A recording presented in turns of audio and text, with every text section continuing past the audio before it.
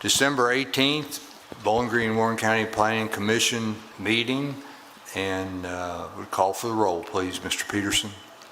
Yes, sir. Commissioner Drain? Yes, sir. Commissioner Gay? Commissioner Graham? Yes, sir. Commissioner Shaw? Yes, sir. Commissioner Starks? Yes, sir. Commissioner Vitale? Yes, sir. Chair Warren? Yes, sir. Commissioners, you have the minutes of our November the 20th meeting in your packet. Are there any questions? Hearing none, we call for a motion, please. Second. Commissioner Drain? Commissioner Graham? Yes, sir. Commissioner Shaw? Yes, sir. Commissioner Starks? Yes. Commissioner Vitale? Abstain. Chair Warren? Yes, sir. Commissioners, in your packets, you have the subdivision site development plans. Are there any questions regarding these? Hearing none, then they will be approved as submitted. Okay. Hamp, let's go ahead and swear everybody in, and then we'll go to our new business and old business. Thank you, Mr. Warren. I request that you order that the record tonight include all relevant statutory and regulatory provisions, particularly the subdivision regulations, along with the zoning ordinance of Bowling Green, Warren County. I ask also that the Commission's entire file for each application on tonight's docket to be included, along with the qualifications for each staff witness. And finally, I request that you administer the oath to those who will be testifying. You all swear to tell the truth? Yes. Thank you very much. All right. Ms. Hurt?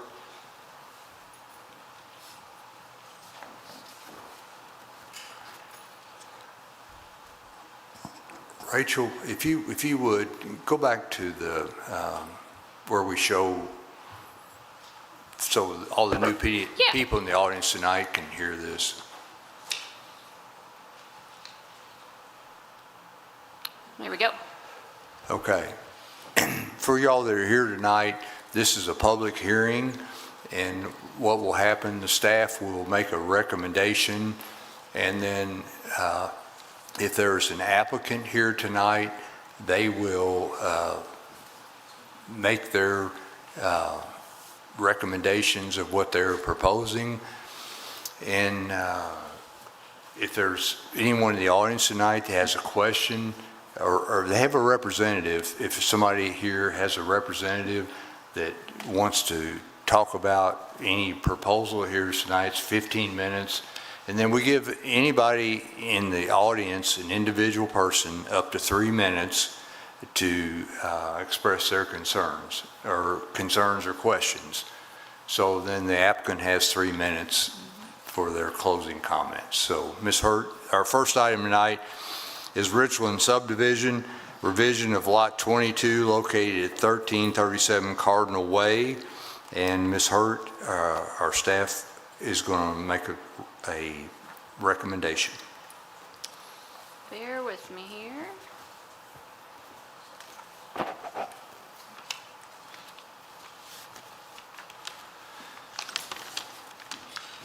Okay. So you should have received a memo in your packet. Contained along with that memo in your packet, you should have also received a staff report, a letter requesting the public review of this plat, the staff's response to that request, and there's also a petition that was submitted to our office that's included with your packets, and then we did have one email from a neighbor come in after we mailed your packets, so that is at your seat as well. So this is a new request for all of you, I believe. I looked back in our records, and the last public plat review that we did was in 2012. And so I think you are all new members to this commission since that time. So when you received your packet, it might have thrown you for a loop, but let me just kind of give a little background on what you're reviewing tonight. And before I jump into the staff report, if you have any questions, I'll be happy to answer them. So what you have before you tonight is a preliminary plat for the subdivision of the lot on Cardinal Way. 1337 Cardinal Way is the address. And the subdivision regulations allow any citizen to request public review and approval by the Planning Commission for any plat that is submitted. And so that is what has happened here this evening. We received a formal request submitted to our office back in November asking that the Planning Commission review the preliminary plat for the property. And typically, if you noticed on the agenda tonight, the preliminary plats are usually just included in your packets for reference only, and they've already been reviewed by staff, and they're just reviewed as, or approved as submitted. This is not a public hearing like you would find with a zone change. It's a public review. So with a zone change in a public hearing, that's where we review those compatibility items like density or building materials or home sizes, for example. Under our state law, plat review is a ministerial process. And so that basically means it's an objective check, in this case done by our staff, and tonight a public review by you all to ensure that the proposed plat complies with all applicable requirements contained within the zoning ordinance and the subdivision regulations. Are there any questions before I jump into the staff report? No. Yes. So with that being said, what then are we reviewing? So if it's already zoned and there are no subdivision regulations to review, what am I reviewing? What We am I? are reviewing the staff recommendation. Okay. So it may make more sense after I go through the staff report, but you are reviewing this plat to ensure that it complies with both the zoning ordinance and the subdivision regulations. Okay. And so as a part of your packet, we have included everything that the staff reviewed when it was submitted. Mr. McCorder is here as well this evening. He's the one that reviewed the plat and can answer any specific questions you may have about what he did specifically in his review. But you're here to just basically either confirm that the subdivision meets the requirements, and if you feel that it does not, then you would need to state a reason why you feel that it's out of compliance with a certain regulation, or that you feel the surveyor has made an error on the plat that's presented before you for some reason. Very good. All right, thank you. Do you all have anything else to add? Okay. All right. So I'm going to jump to the staff report then. This is in reference to Lot 22 in the Richland subdivision, and you'll see before you the preliminary plat that was submitted for a proposal of 3 lots. This is what we would consider the marked up copy. So this was the review that Steve did, and he noted all of his comments in red. This was then supplied back to the surveyor to make any necessary corrections. And in completing this review, there was actually, well, and I can reference some of the maps in your packet as well. We can use these as needed. But I am going to jump really quick to the checklist. So this checklist is used as a part of all plat reviews that go through our office. So Steve follows this process each time a new plat is submitted for review. And so these are all of the criteria that he reviewed in looking at this plat on Cardinal Way. Part of that review criteria deals with making sure that the proposed subdivision complies with the zoning requirements, including the requirements for the zone in which the property is located. So this property is zoned RS1A, which is a single-family residential zone. The minimum lot size in this zone, as defined in the ordinance, is 12,000 square feet, with a minimum lot frontage of 50 feet and a minimum lot width of 85 feet.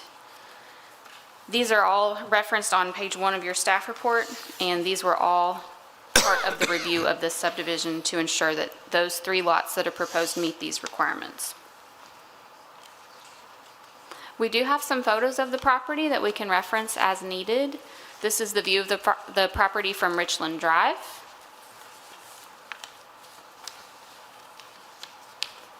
And then turning the corner, this is the view of the property from Cardinal Way.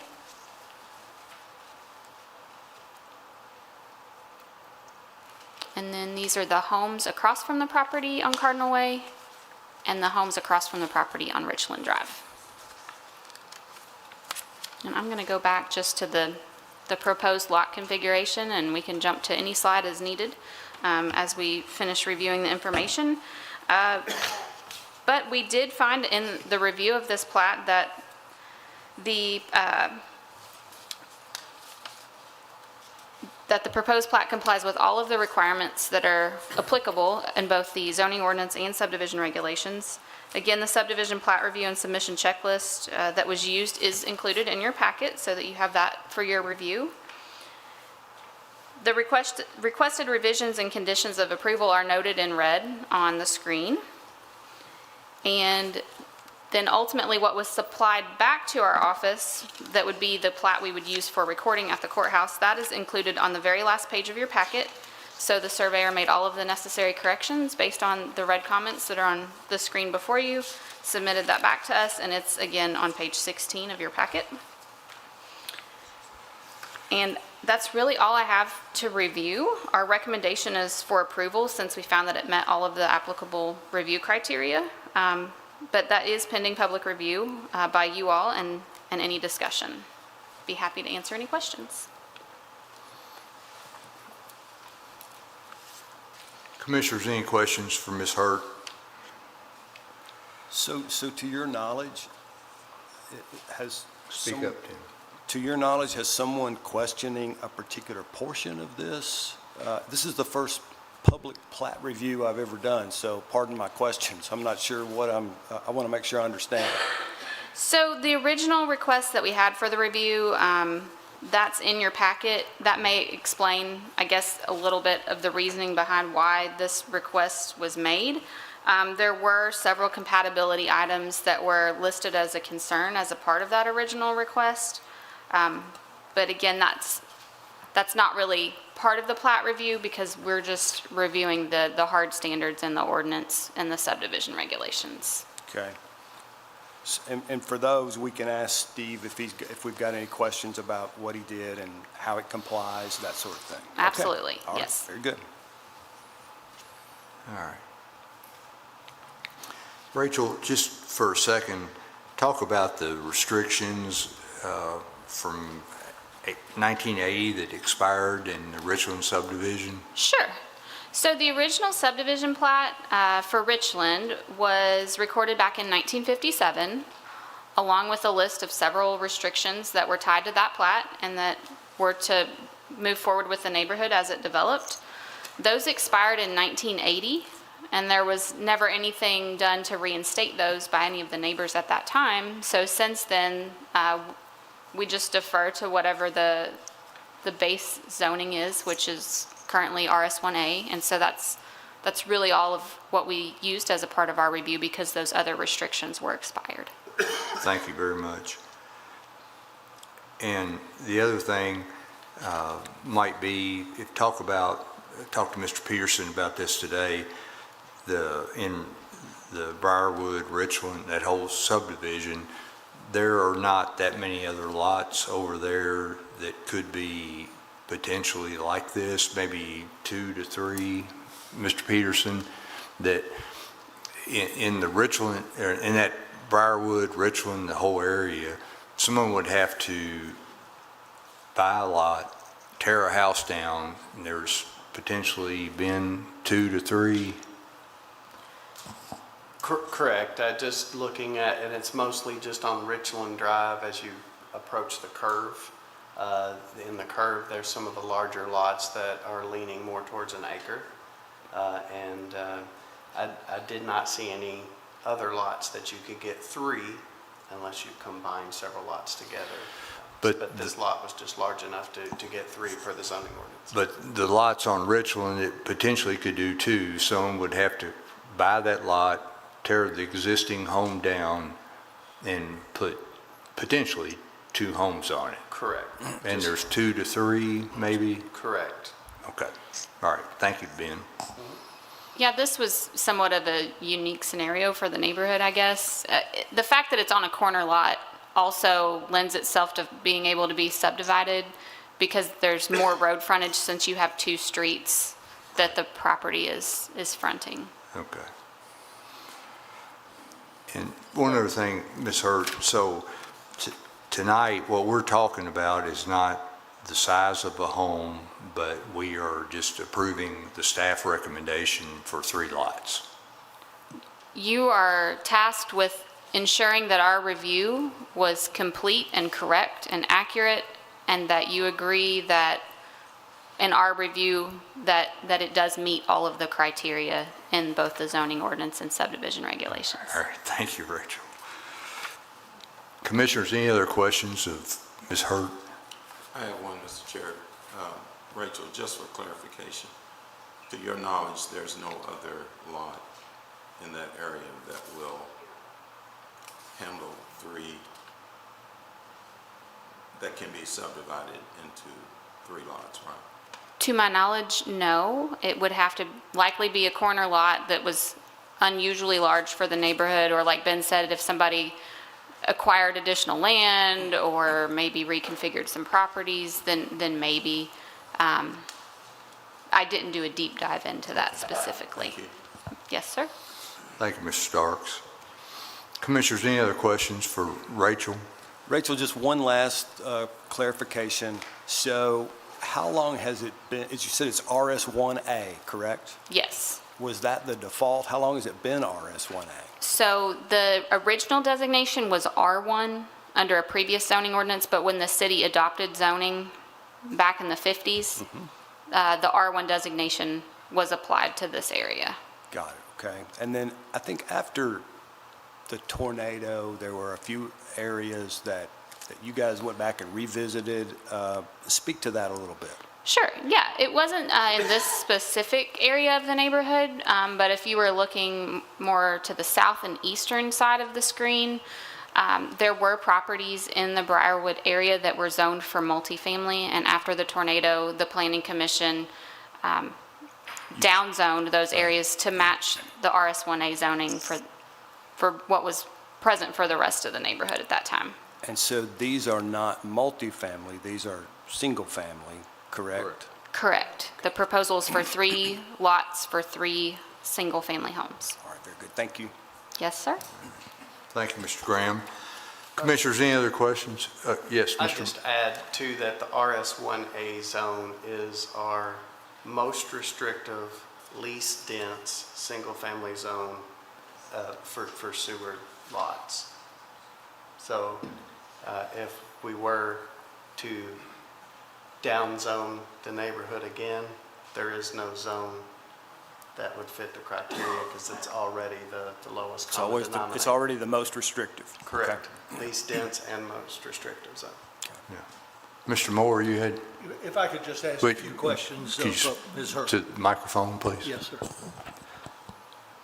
Rachel, you told us initially that there is a checklist that Mr. McWhorter uses in his review of the subdivision plats as they're filed.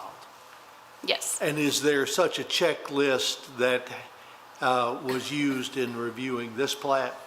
Yes, And have you reviewed that checklist? I have. Yes. And does it meet each of the criteria for the ministerial approval of a subdivision plat? It does, yes. You told us specifically that in this zone, RS1A, that the minimum lot size is 12,000 square feet. Did I write that down correctly? You did, yes. And are the 3 lots that are proposed in excess of 12,000 square feet? Yes. And I scribbled down, the 3 seem to be, one was 13,000 plus square feet, another in excess of 13,000 square feet, and the third 15,000 square feet. Am I right about that? Yes. Then you gave us a 50-foot frontage, and that has to do with the width of the lot at the street. Correct. And do each of the 3 lots meet or exceed that minimum? They do. And finally, you said that the lots were required to have 85 feet in width. And where along the depth of the lot does that measurement occur? That's to be no further than where the building line is established, and these lots do meet that requirement. Very good. Thank you. Yes, sir. Thank you, Mr. Moore. Commissioners, any other questions, or staff, any other questions? Thank you, Rachel. Thank you. A lot of people here tonight. Does this, Sorry, to clarify, the 85-foot reference is in relation to the lot width. okay. A lot of folks here tonight, does this, this proposal or review of the staff's recommendation, do you all have a spokesperson that would like to speak to this?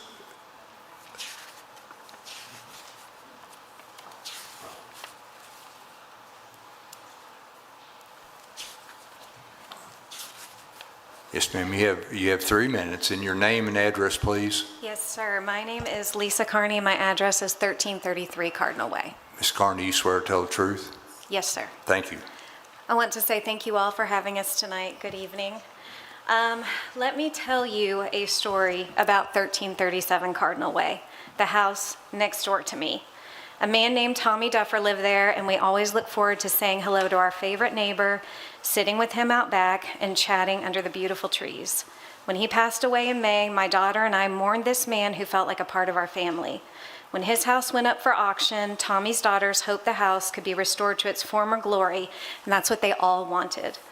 Instead, on auction day, an employee of the auction company purchased the home without telling Tommy's children.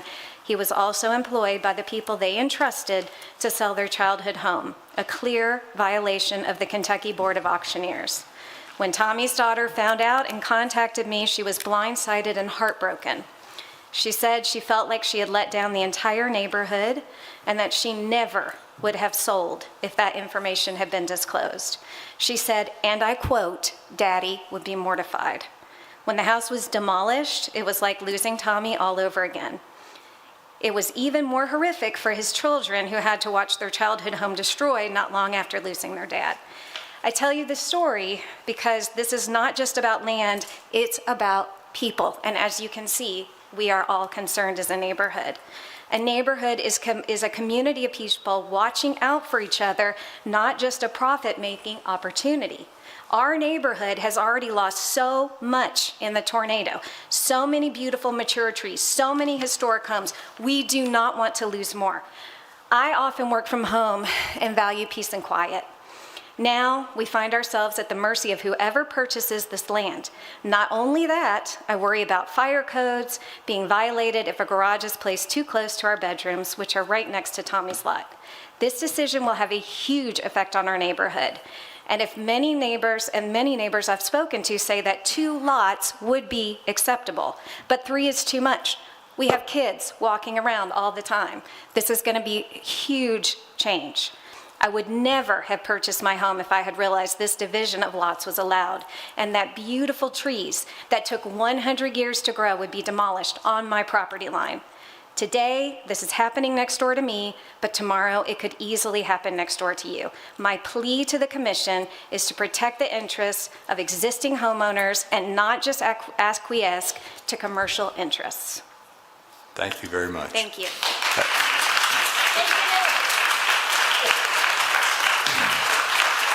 Thank you, Ms. Kearney. So we've heard about the aesthetics. Is there someone else? Yes, or something different? Your name and address, please. My name is Mike Wilson. I reside at 865 Richland. Mr. Wilson, you swear to tell the truth? Yes, sir. The 65-foot setback requirement in the plat to 1337 Cardinal Way is in every plat in the Richland subdivision. It's a real covenant that runs with the land and is enforceable against every property owner in a Richland subdivision. It did not expire in 1980, and it's not a requirement the Planning Commission can ignore or abrogate. It's an enforceable property right and an enforceable contract right. Single-family residences cannot be constructed on those proposed lots that conform with the setback requirement. It's impossible.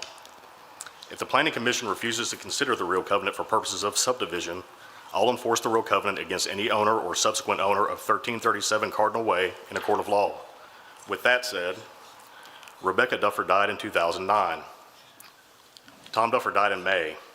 Their children hired an auction company to sell 1337 Cardinal Way after his death. In late August, a surveyor surveyed the property. In September, an auction company auctioned the property off to a member of the auction company's own auction team and his business partner, the LLC owner. On October 15, the auctioneer submitted a plat revision on behalf of Tom and Rebecca Duffer. Their names are listed as owners on the proposed plat revision. The Duffer estate held title to that property on October 15. On October 16, a subdivision administrator rubber stamped the subdivision as preliminarily approved. That's on page 3 of your staff report. So are Thomas's and Rebecca's names. The Duffer estate held title to that property on October 16. On October 21, the Planning Commission notified the auctioneer and Tom and Rebecca Duffer by letter of the preliminary approved subdivision. Both Tom and Rebecca were in the ground in LaRue County when that letter came in the mail. On October 23, Tom and Rebecca's children deeded the property over to a member of the auctioneer's auction team and his business partner. All of those are undisputed facts available in open sources and open public records. The Duffer's adult children did not request, approve, or consent to subdivision through the auctioneer while the sale was pending. They learned after closing that he submitted the plat revision in the names of their dead parents.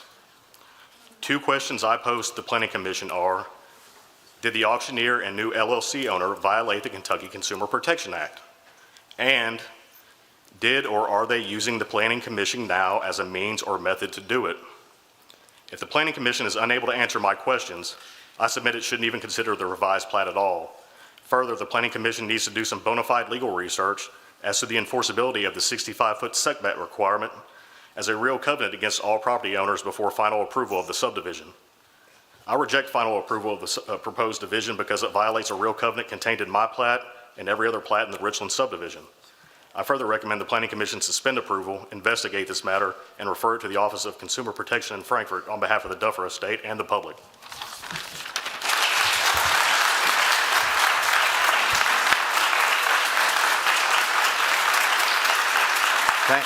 Thank you, Mr. Wilson. All right, so something else different? Yes. All right, your name and address, please. Kevin Mays, 816 Moreland Drive, You swear to tell the truth? of course. Thank you for allowing us to speak this evening, and I appreciate this opportunity. I'm here to also respectfully oppose the proposed rezoning and subdivision of the lot on Cardinal Way. And my concerns are twofold. First, the impact that this proposal would have on the character and long-term stability of our neighborhood. And secondly, the troubling lack of transparency surrounding how this proposed change was communicated to the people who live there. Richland and the Briarwood area are defined by their wide lots, mature trees, and modest homes. That scale and layout were not accidental. They were foundational to what makes these neighborhoods attractive, livable, and stable. And dividing a single 1-acre lot into 3 smaller lots would introduce a density and development pattern that simply does not align with what already exists. Even if such a split is technically permissible under current rules, that does not make it appropriate. What worries many of us is the precedents that this would set. Approving this rezoning sends a clear signal that long-established neighborhood patterns can be overridden for short-term gain. If one lot can be divided this way, others surely will follow. And over time, the cumulative effect risks eroding the very qualities that make our neighborhoods desirable in the first place. Equally concerning is how this proposal came to light. Many residents were caught completely off guard. There were no clear neighborhood notifications, no visible signage that most of us ever saw, and no meaningful effort to inform those who would be affected.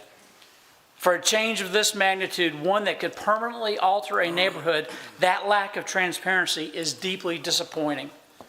Residents should not have to discover a change like this after the fact or through word of mouth. Where were the signs indicating such a change? Why weren't neighbors clearly notified and engaged early in the process. This neighborhood has endured and thrived for decades because people care about it. They invest, not just financially, but emotionally, raising their families, building relationships, and maintaining homes with pride. The original vision for Richland was not one of incremental subdivision, but of stability, space, and community, and that vision deserves your respect. Now, I'm not opposed to progress or thoughtful development. A single new home or possibly two on this lot designed to fit the neighborhood could be entirely appropriate and still economically viable. But what I do oppose is a change that benefits one party while placing the long-term character of an entire neighborhood at risk. So I respectfully ask the commission to deny this proposed rezoning and to consider whether additional safeguards, including clear notification requirements and reconsideration of lot size protections, are needed to prevent similar situations in the future. Thank you, Mr. Mays. Bowling Green is at its best when it preserves the neighborhoods that make people want to put down roots, raise families, and look out for one another. And I urge you to protect that legacy. Thank you, sir. Thank you for your time and your service. Okay. Okay, we've talked about, we will ask the staff about the Duffers, Mr. Wilson brought up. Is there something different besides the character of the neighborhood, the lot setbacks?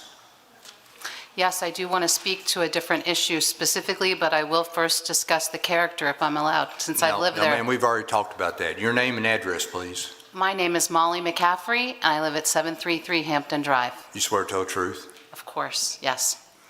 Like the men who have bought this property, the two Toms, I am new to Bowling Green in the sense that I've only lived here 17 years, but I love it.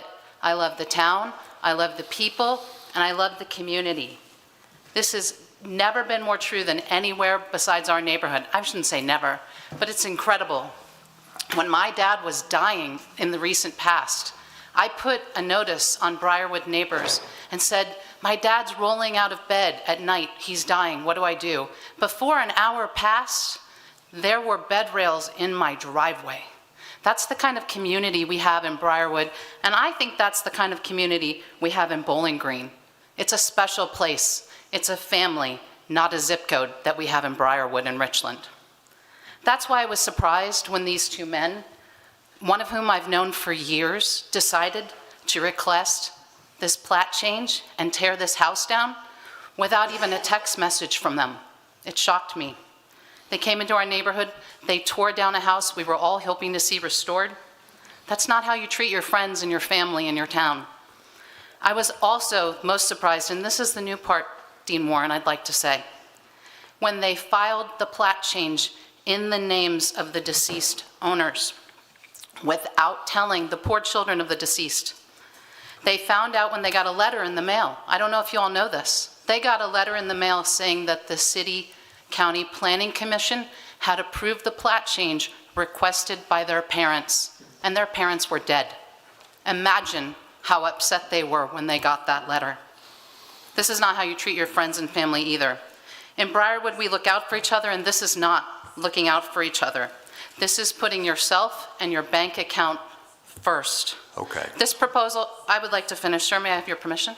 Yes, but let's don't talk about I want to tell you developers what or I bank accounts. propose.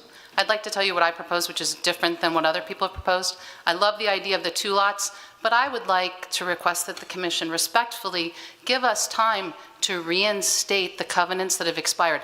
You know what? None of us...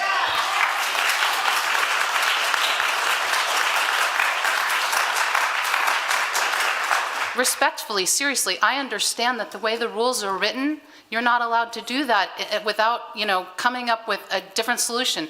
But we have all lived there fewer years than 1980. Many of the people in this room weren't born in 1980. And it's a neighborhood of regular people. We're regular people. Did you all know that we were unable to get a lawyer to come with us because they are all friends with Tom Griffin and Tom Holmes and refused Okay, to talk to okay, us. okay. Would you consider giving us time, like 3 to 6 months, to renew our Okay, covenants? we'll talk about that in a minute. Okay. Let's not bring up people's names, okay? I'm sorry, I thought it was a public record, I'm sorry. No, it's a public record, but we don't attack people, okay? Oh, I just meant that they Okay. didn't, okay, I'm sorry, I didn't, All I right. apologize, I All didn't right. mean to attack anyone, I just want them to talk to us and Okay. come up with a better solution. I'd like to add one more thing, Rachel, thank you so much, you were so helpful, it's Rachel, correct? But it is not 3 lots, it is not, how many lots do you all think it is? It's 50 of our lots, and you know what else? There are a lot of people who are senior citizens who don't even live in their homes, these beautiful ranch homes, they're going to go up for sale in the next few years, when those owners die too. right. And they're going to tear down the house. The last thing I want to say Okay, your is, 3 minutes are up, ma'am. can I just say that someone died on Richland Street because there was too much traffic? A child died in 2010. Does everyone remember that? Yes. Yes. Okay, We all don't right. want more traffic. All right, thank you very much. Thank you, sir, for your patience. Rachel? No, just a minute. Just a minute. Hold on, sir. Hold on just a minute.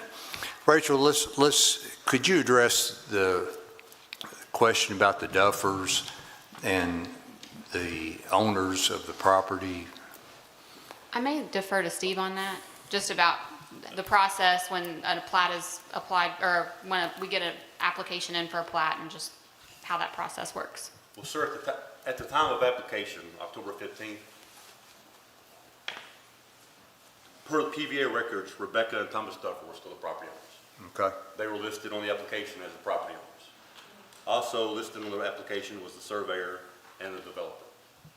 So when I reviewed the plat the next day, I checked the current PVA records to make sure that the property owner information is correct. As of the time when I reviewed the plat on the 16th of October, they were listed as the property owners. So Steve, what I hear you saying is when you did this property had not changed, or the record hadn't caught up, or what happened? No, sir. When I originally reviewed the plat on the 16th and given it approval, the property owners were Rebecca and Thomas Duffer. I have a note here. On the 21st, we sent out the preliminary approval letters to the Duffers and Mr. Lloyd Ferguson. The deed for the property transferred October 23rd. So it happened, They were the owners as of October 21st. Yes, they were the owners until the 23rd. So And then on the 23rd, they transferred the property to Two Toms, and then we have since received an application from Two Toms to replace the application that was originally filed. so it was in the Duffer's name when you reviewed it? Yes, I'm sorry to say, I do not know if they passed on, but I just checked the current records of the PVA when I reviewed the plat. Okay. And the dates that the submittal and plat review were performed, they were listed as the property owners for PVA. Okay. All right, thank you, Stephen. Yes, sir, something different besides, we've talked about the character, we want to hear everybody, but the character of the neighborhood, I think we've answered the Duffers question. Something different, sir? Well, I hope so. Your name and My address, name is please. David Bell, David Bell, your address?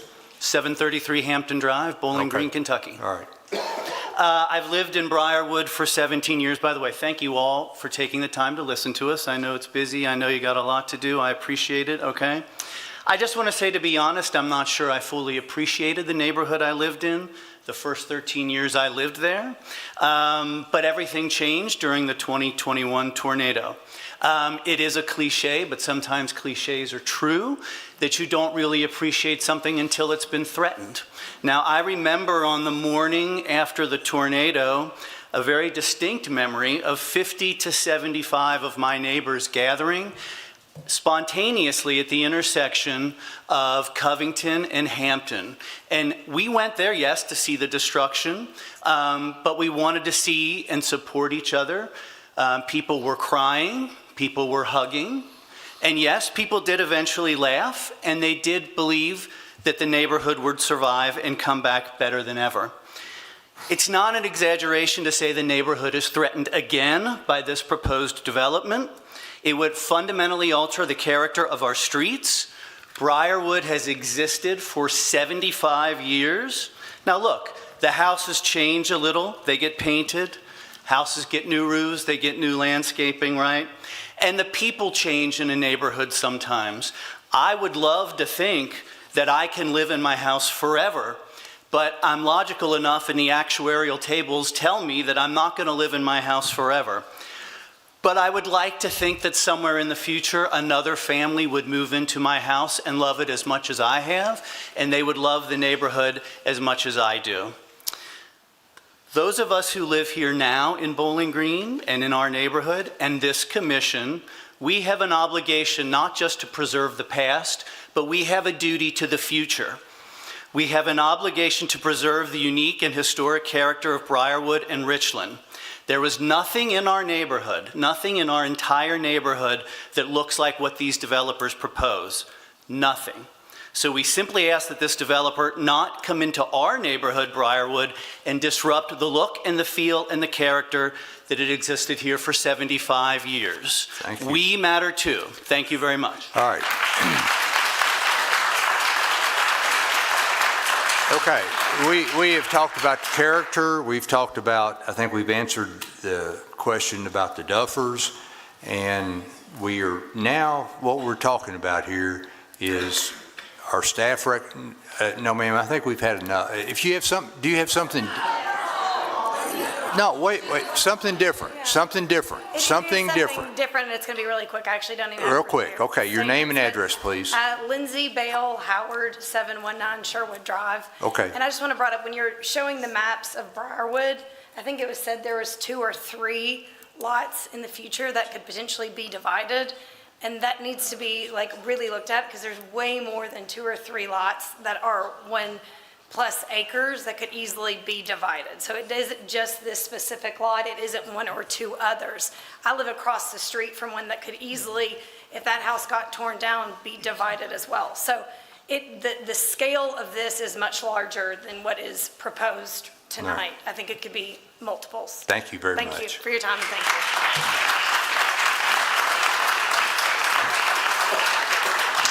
Okay. All right. Staff, anything else you all would like to add? Mr. Moore? I'd like to ask a couple of questions of either Mr. Peterson or Ms. Hurt.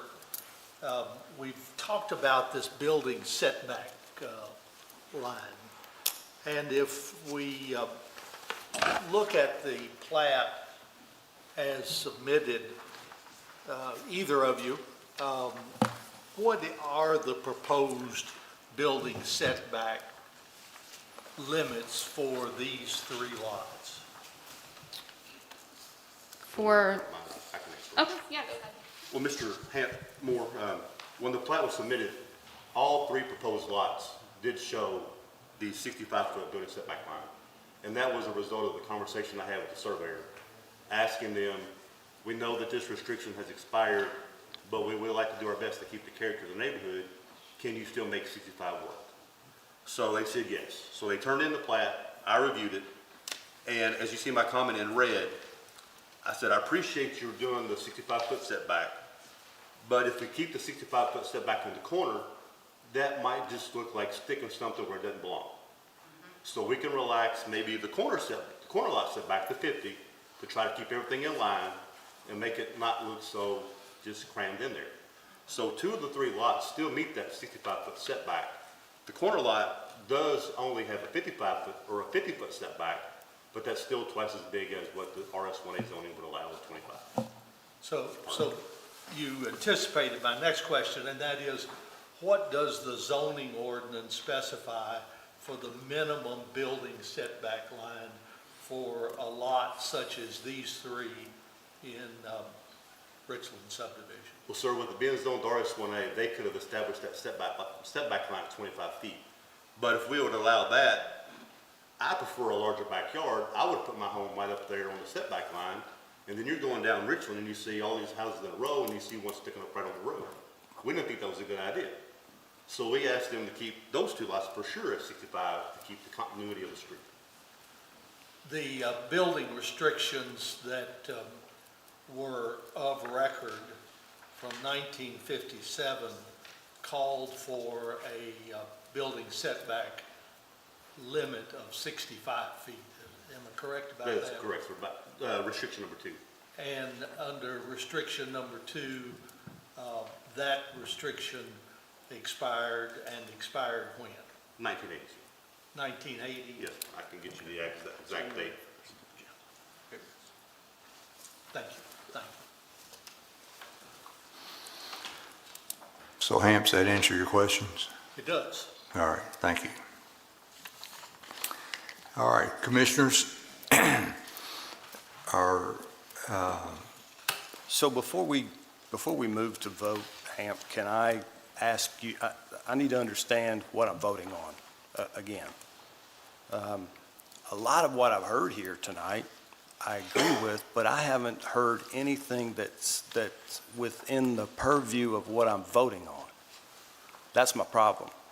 well, what we're voting on, Mr. Graham, is our entire vote tonight is the staff's recommendation appropriate?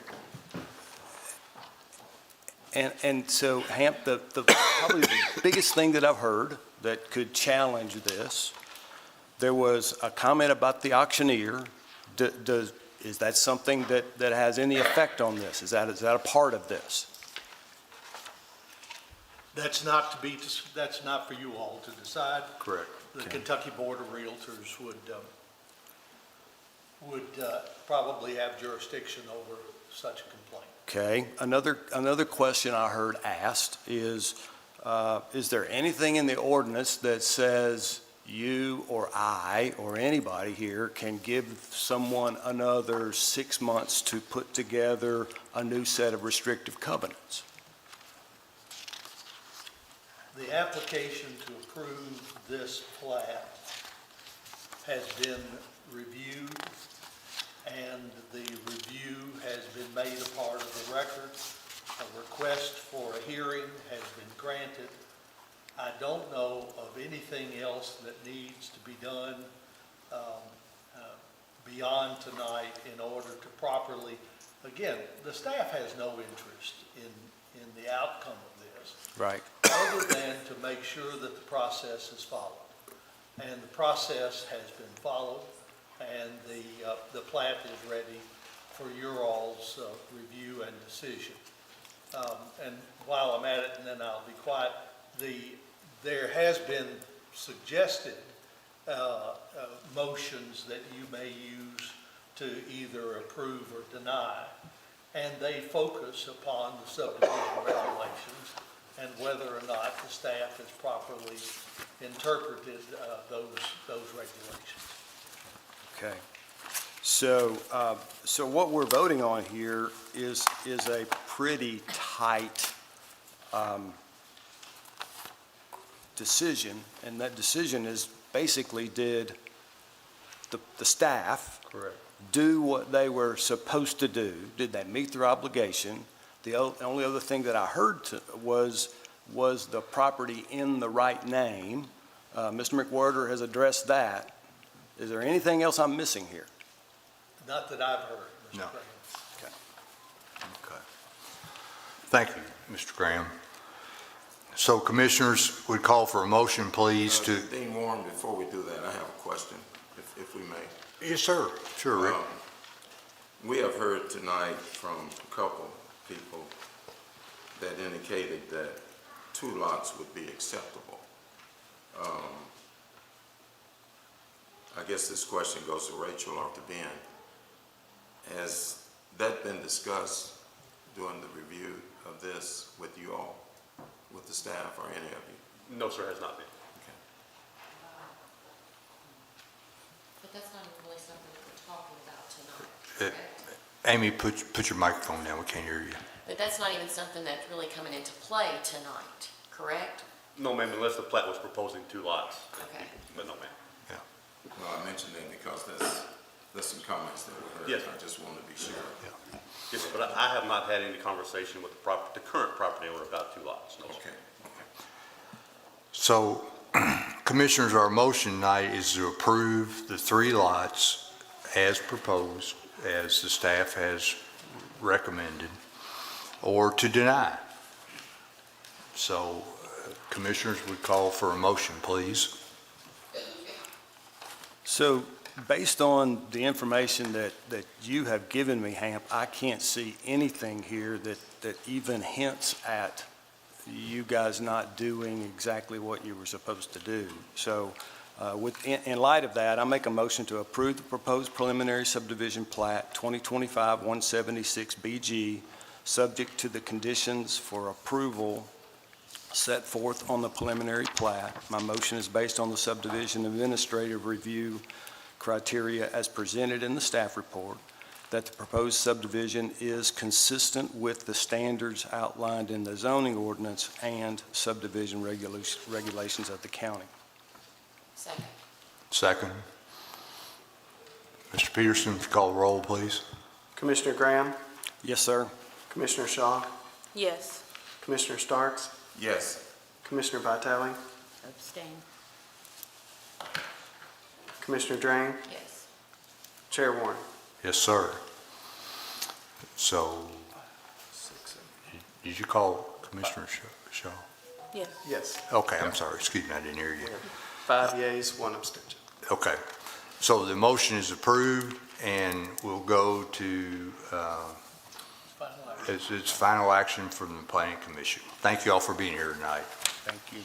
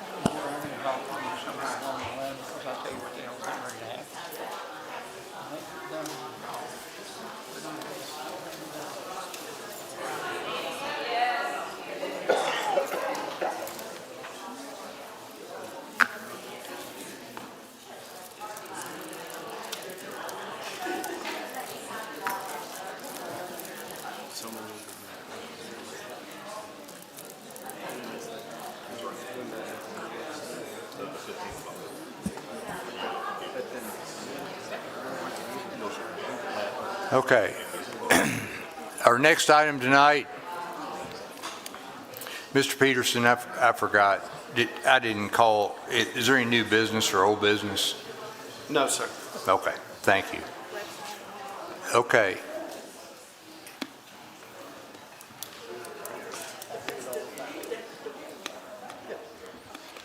Our next item tonight is 2025-17 DP 7 Plus LLC, care of Rayful Nguama, has filed an application to amend the general development plan for 10.62 acres located northwest corner of Morgantown Road and Walnut Creek Drive. And who's got it? Me. All right. Thank you, Mr. Chair. I'm sorry, didn't see you. It's all right. I disappear back behind this thing anyway. And I even have my big girl shoes on. Okay, we had a pre-application meeting on October the 27th for the property that you mentioned and is highlighted in red. The current zoning is a PUD, which is a planned unit development. The current land use is agriculture, commercial, multifamily residential, and vacant. And the future land use is commercial. And then the applicants are proposing to amend the general development plan in order to amend the restriction relating to the location of the proposed gas station, to increase the allowable density, and to provide flexibility in the types and location of buildings and uses. So here is their concept plan.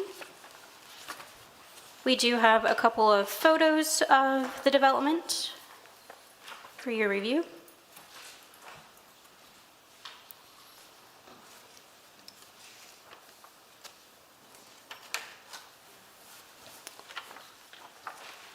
And then there's their general development plan. Looking at the property history, the properties were rezoned to the PUD in 2006. The flume was amended to its current designation of commercial in conjunction with the development plan amendment in 2018. And the Planning Commission approved an additional development plan amendment in 2022. That's just for your reference there. Looking at the bottom of the page, if we go over to page 4 for the proposed changes, I'll briefly touch on those.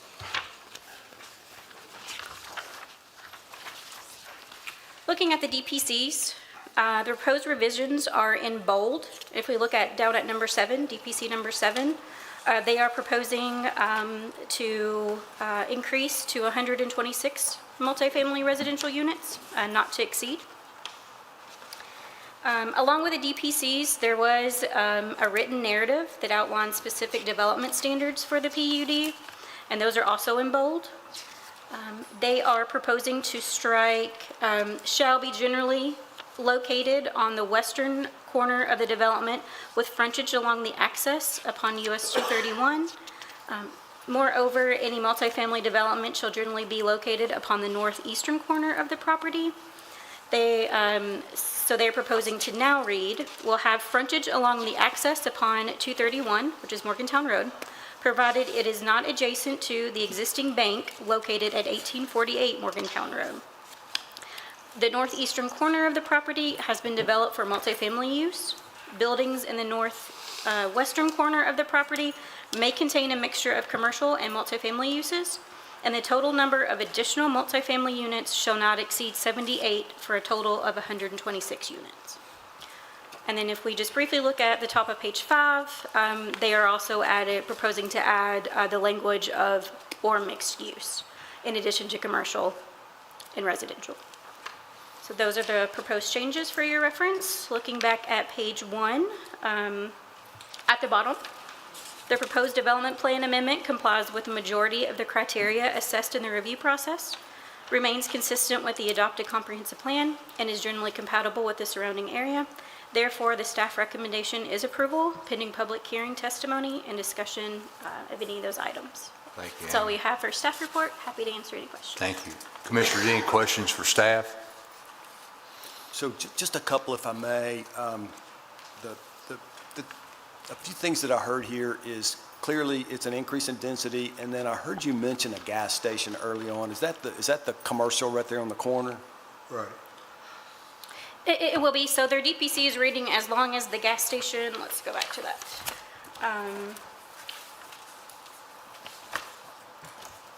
I think on mine it's got like a red checkerboard. Is that where you're referring? It is, and then we'll have frontage along, provided not adjacent to the existing bank located at. Has the site been determined, Rachel, for the gas station, or is it to fall in one of those commercial lots? This amendment is basically just making it more flexible as to where a gas station could be located, because the current development plan condition requires that it specifically be located on the western corner. And the proposed amendment gives flexibility for a gas station to be located anywhere in that orange or red area that's outlined where Amy has got her cursor, as long as it's not next to the bank. Okay. And then here's the proposed bank, or the existing bank. And the second question is regarding density. Are they moving density around, or are they increasing density? Are they relocating or increasing? So there are Or both. existing apartments now in the blue shaded multifamily area. And if we look at the density review at the bottom of page 2, you'll see that the current approved density is 20.51 dwelling units per acre, and the increase would be going up to 24.44 units per acre.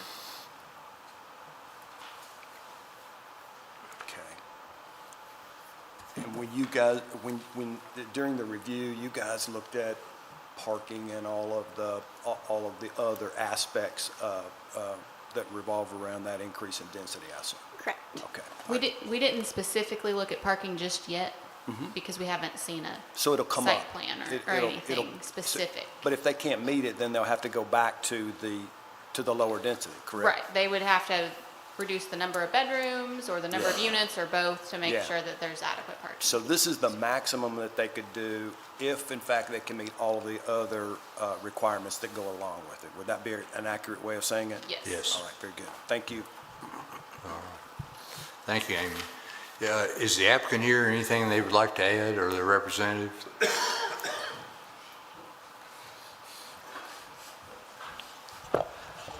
Gaines Penn, 1101 College Street, Bowling Green, Kentucky. I swear to tell the truth. Thank you, Gaines.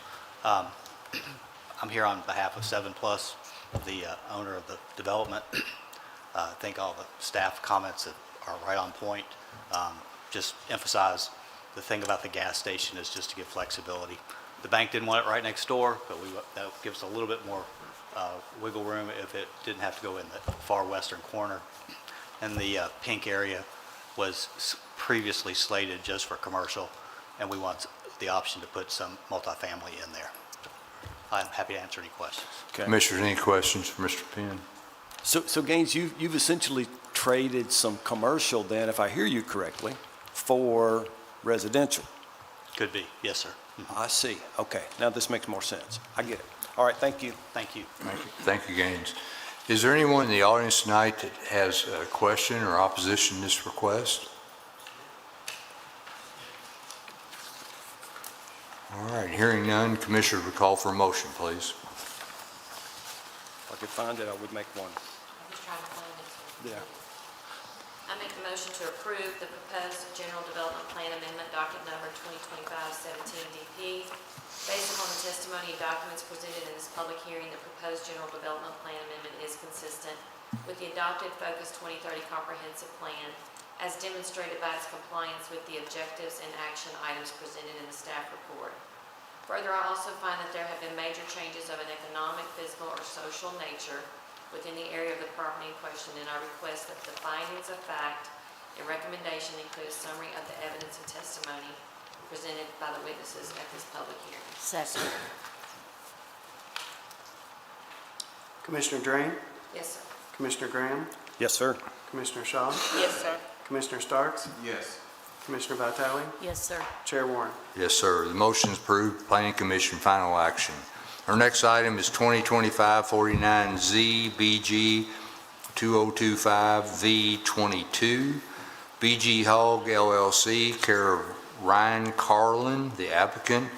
Bale of Kentucky Family Limited Partnership, care of Ruthie Bale and Mary Buffkins, and Sarah Armstrong, the owners, have filed an application to rezone 15-plus acres located at 2404 Small House Road and the southeast corner of Campbell Lane and Small House Road from PUD and RS 1A to highway business with the general development plan. BG Hogg has also filed a concurrent waiver and variance application requesting a waiver from 200 square foot maximum sign face area of a consolidated sign and a variance of 35 feet from a minimum of 600 feet distance between consolidated signs.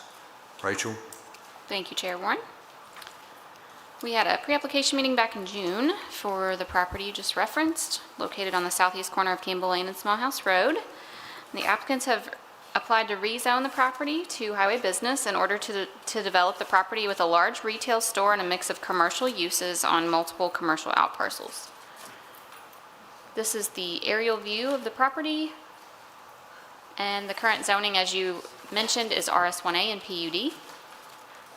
Current land use is agriculture and single family, and the future land use map is mostly commercial with a little sliver of moderate density residential. These are the property photos that we can reference as needed.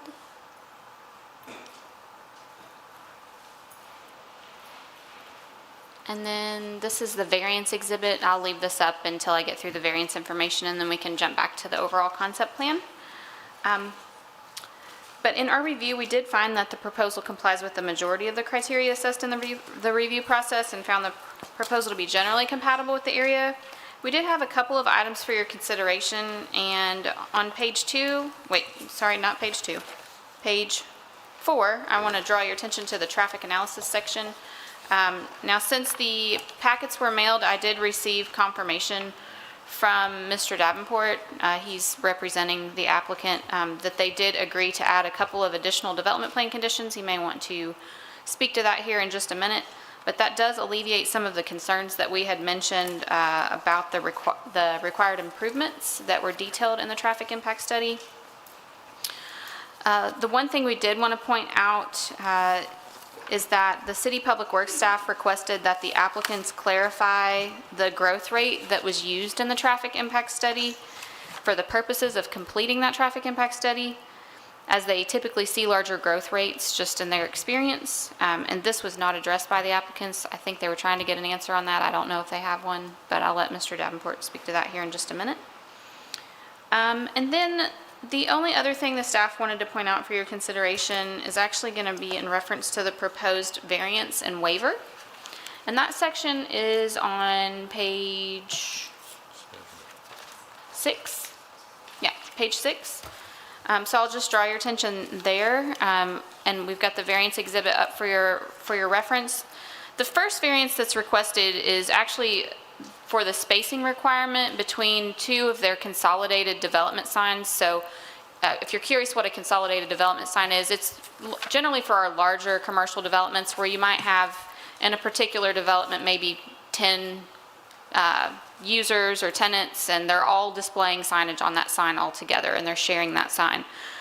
So the location of the two signs is shown on the exhibit. The ordinance requires that those be spaced at least 600 feet apart. And the applicants have requested a variance of 35 feet for the signs to be located 565 feet apart.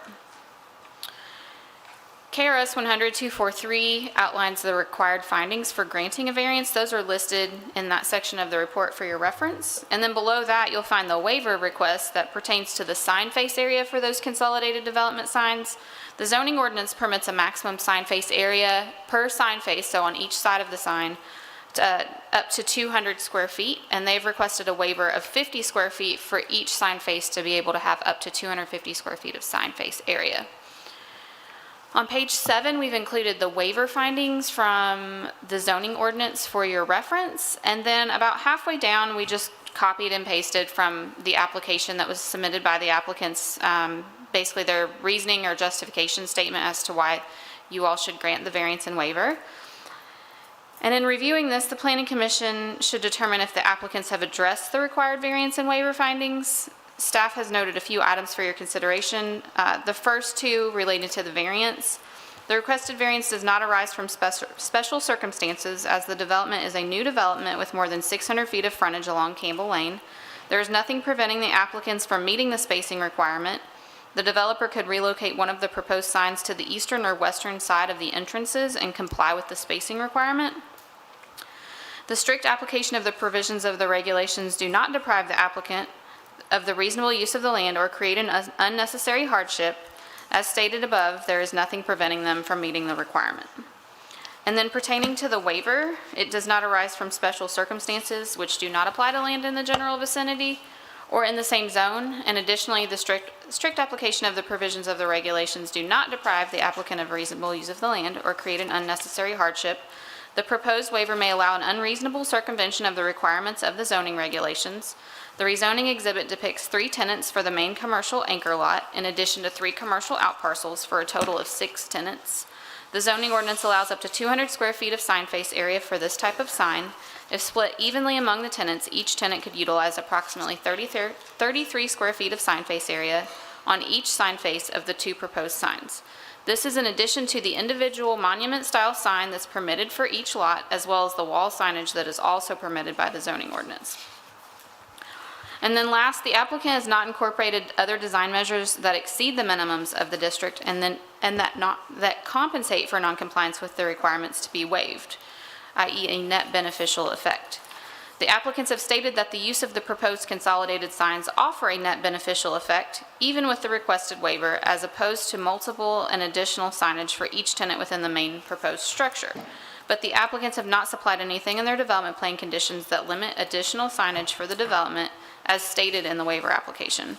All properties within the development are allowed an individual freestanding sign in addition to the 2 proposed identification signs.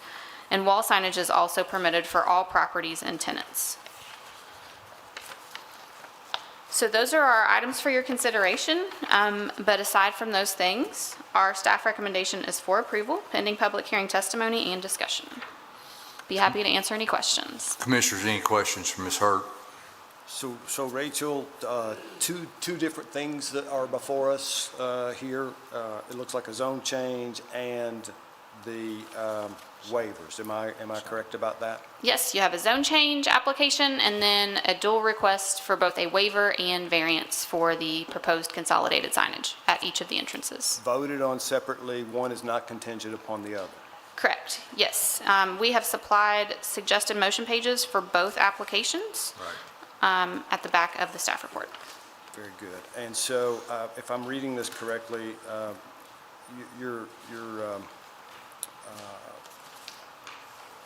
you don't recommend, do you make a recommendation on the variances, or is the recommendation only on the zone change? The recommendation is, I mean, we've just generally recommended approval, but we did want to point out those items for your consideration. Got it. And then you can weigh in as you see fit. Very good. All right, thank you. Yes, sir. Thank you, Mr. Graham. Commissioners, any other questions for Ms. Hurt? Yeah, Rachel, I have a quick question on the traffic analysis, page 4. Yes. It states that ultimately the applicants only provided a traffic impact study for the portion of the property in question. But then under the first item there, it says there will be an impact of the existing highway network. What does that exactly mean? So if we go back to the map here, or an overall, a zoomed out view, the area subject to the rezoning is actually only a portion of the property. So the property actually extends further south along Campbell Lane.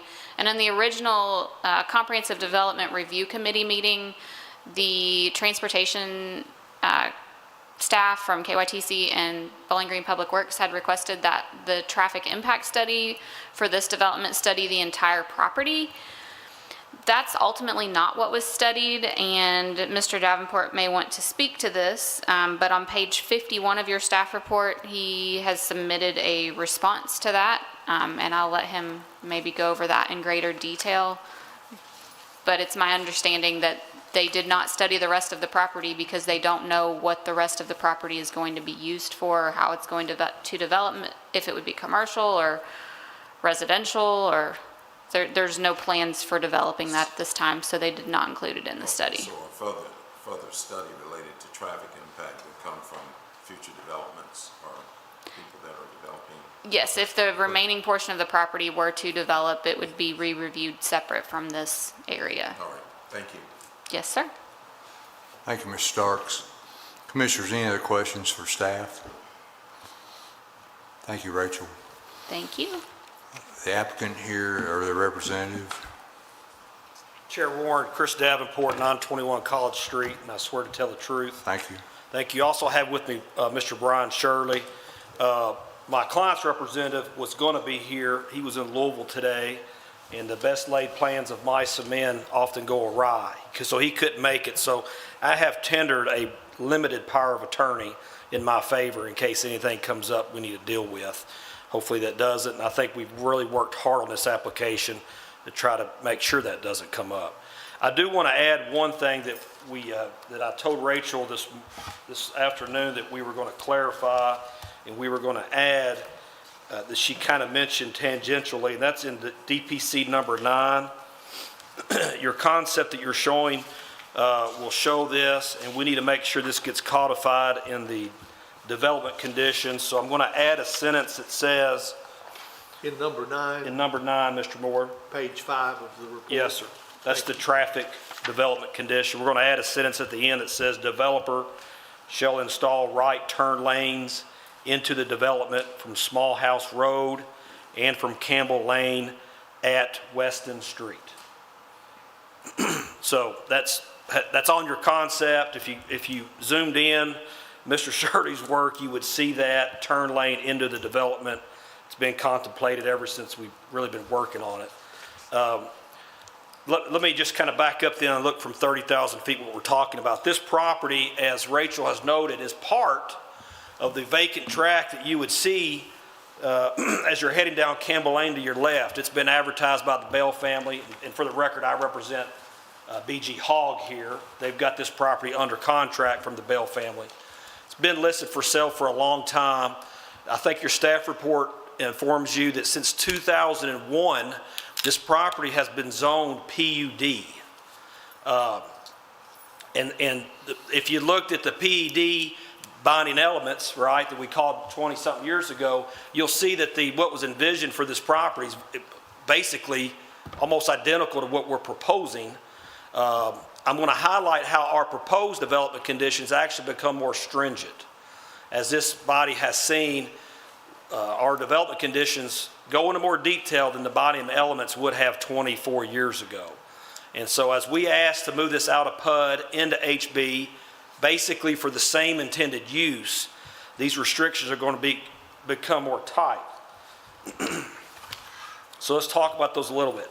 Again, there's really no change in the use that's requested. All the uses that we're requesting would currently be allowed with the PUD, number one. Number two, as your staff materials tell you, there's no real change in the materials restrictions. We have restrictions on what type of facade materials we can use. There's no real change there. We've included hours of operations. The existing PUD binding elements have no hours of operations restrictions. So there's an increased restrictions.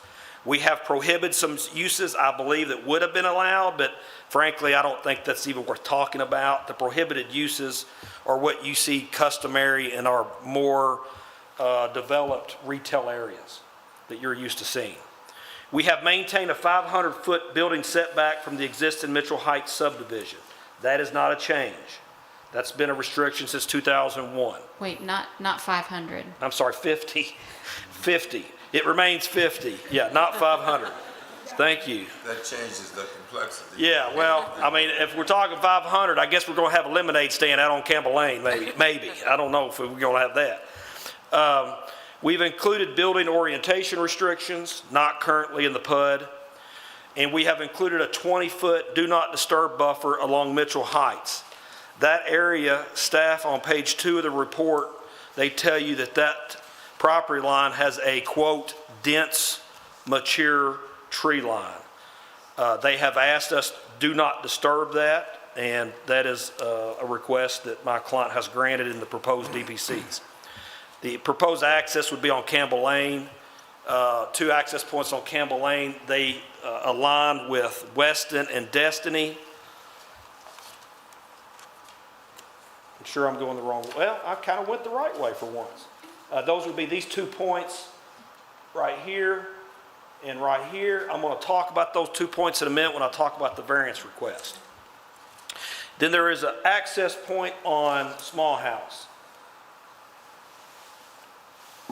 When I got called on this project about maybe 6 to 8 months ago, it had been going on for some time. And when I got called on the project, this client and the anchor tenant that they're working with, who will take up most of this project when it's developed, a point of theirs was full access on Small House.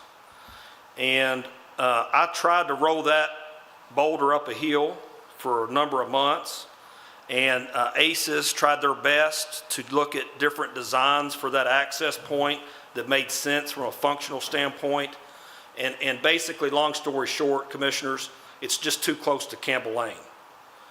We couldn't really come up with a design that we thought would function for any period of time. And as a credit to my client, I was told early on that was probably a hill to die on. And when we could not work that out, I really did not foresee standing before you tonight. I'm happy to say we ended up with this project with something that they and their anchor tenant think they can tolerate, and that is a right-in, right-out only on Small House. I only say that because sometimes y'all don't see the concessions that are made. It used to be we made them here at 1 a.m. We don't really do that anymore. It's made through numerous emails and phone calls and engineering work. And from my standpoint, that was a huge concession for this developer and their anchor tenant. They really wanted the full access. But, you know, at the end of the day, we just couldn't make that work. And there was nothing I could come up here and try to sell on that. So that's the current restriction. I don't want to belabor the point too much because this project bears so little difference from what's already approved on the PUD that's already approved. I will speak a little bit, and I hope I don't speak too much on it. The cabinet did ask ACES and myself to provide a traffic study that would, and I don't know the remaining acreage, but my client's buying a minority of the Bell family's acreage out there. If you look, the remaining acreage is more space than what we're planning to develop. And the cabinet said, we want to see a traffic impact study for that property. And I said, well, number one, the ordinance doesn't require us to do that. We're supposed to be mitigating our development. And number two, how am I supposed to suppose what the Bell family is going to do with their property? And what are they going to do with their property 2 years from now, 5 years from now, or 21 years from now? And this, frankly, I said, I don't know how I could do that. And so we didn't do that. And I'll tell you, the ordinance doesn't require us to do that. The ordinance says either provide a traffic impact study that shows the effect of your development on the existing highway system, or get that letter in lieu of the traffic study. This is a case where we've done both. We got a traffic study. We talked to KYTC. KYTC said these things. We want decel right turn lanes in. That's what I added this today. They said we want a right in, right out only on Small House. We did that. And they said we want no more than 2 points on Campbell Lane. We did that. And then they said we want it to align with Weston and Destiny. And we did that.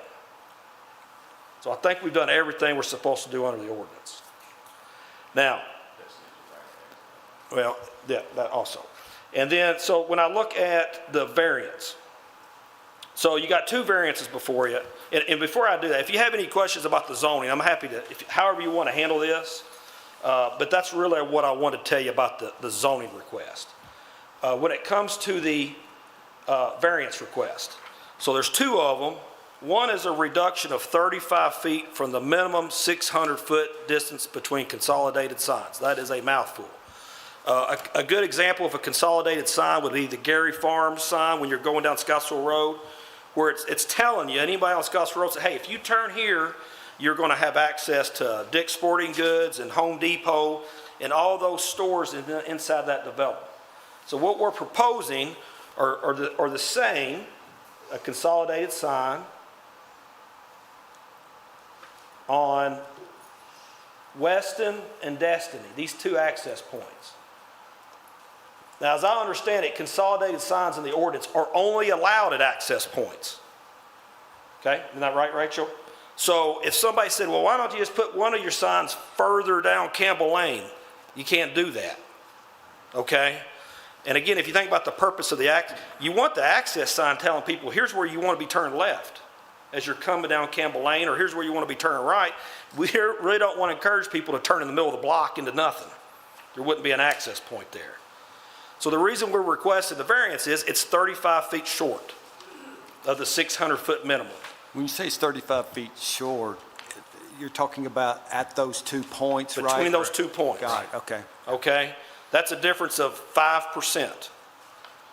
I would submit to you, I don't think that 5% or 35 feet in the range, the spectrum of 600 feet is really noticeable if you're driving down Campbell Lane. I don't think you would ever notice the 5% variance, number one. Number two, I think, and I'm not a traffic engineer, but it makes sense to me, if we're going to have 2 access points on Campbell Lane, we want to encourage people to use both of them. So we're not getting 90% of the traffic going on where the one consolidated sign is because they think that's the only where there's a sign. That must be the only way I can get to those businesses. To me, that's logical, and that outweighs the 5% variance. As to the other variance is a little bit bigger sign face, 200 to 250. What I want to point out with that is a couple things. We have limited our other signs, our non-consolidated signs, our out parcel signs. We've limited those to 7 feet in height. The zoning ordinance would allow 30 feet, wouldn't it? 15. Because it's half. Because it's half. It's half because it's a consolidated, all right. I knew that was the case with the square footage. So I'm gonna back up. These out parcels will have signs of their own, apart from the consolidated sign. And when you have a consolidated sign, the ordinance says that your sign maximums get cut in half for your other signs, which means without a development condition, the out parcels could have 15-foot high signs and 75 square foot sign face. We've limited that to 7 feet and 50 feet. And my position is, having done that, we've saved some sign face on the other signs that we're asking to put on the consolidated signs. Now, I may have really confused you by saying that, but basically what I'm saying is the total square foot of the sign face is the same as what would be allowed under the ordinance. We're just taking some off of the out parcels and putting on the consolidated sign. When you say the total, you're talking about the aggregate? Correct. I see, okay. We're saving some off, we're making the out parcel monument smaller, and we're taking that and adding it to the consolidated sign, the bigger sign. Now, they're all monument style too. Even the consolidated sign still has to be monument style. And Chris, what's the thinking there? Do they feel like it's going to be more visible? Help me understand that. It's the preference of the anchor tenant. It's the first thing I want to tell you, okay? And number two, they've told me that they have, all these studies and their belief that this is preferable. I can't get in the weeds with you. It's not really, that's what they're telling me and my client. Help me understand why the anchor tenant would care, because their sign wouldn't be... No, they're on the consolidated sign. Oh, they are the number one. I guess if I'm at Gary Farms, they're like in the Home Depot. They would be at the top of the consolidated sign. Aha, interesting. Okay. The other thing I'll add is they've made some other sign restrictions. They've agreed to, there's no wall signs that's going to face Mitchell Heights neighborhood. They've agreed to that on any of these different properties. I take all these things in total, and I think these are reasonable compromises. I don't think, to the staff's point, I don't think anyone's trying to take advantage of this ordinance because they're not asking for a variance here and asking for the maximums here too. And I really think when it comes to the variance of the distance, it makes total sense. It's not really their fault that Weston and Destiny are 565 feet apart instead of 600 feet apart. That's where the state wanted the access points, so that's where they got to go. And the distance is what the distance is. All right. Okay. Thank you, Mr. Davenport. Anything else? Nothing, unless y'all have some questions. I appreciate All right. you Commissioners, bearing any with me. questions for Mr. Davenport? Mr. Moore? Put on your POA cap and agree Yes, sir. to the modifications you've made to the As the DPC. power of attorney of BG Hogg LLC, I agree to the revision of DPC number 9 with the right-in, right-out only restrictions.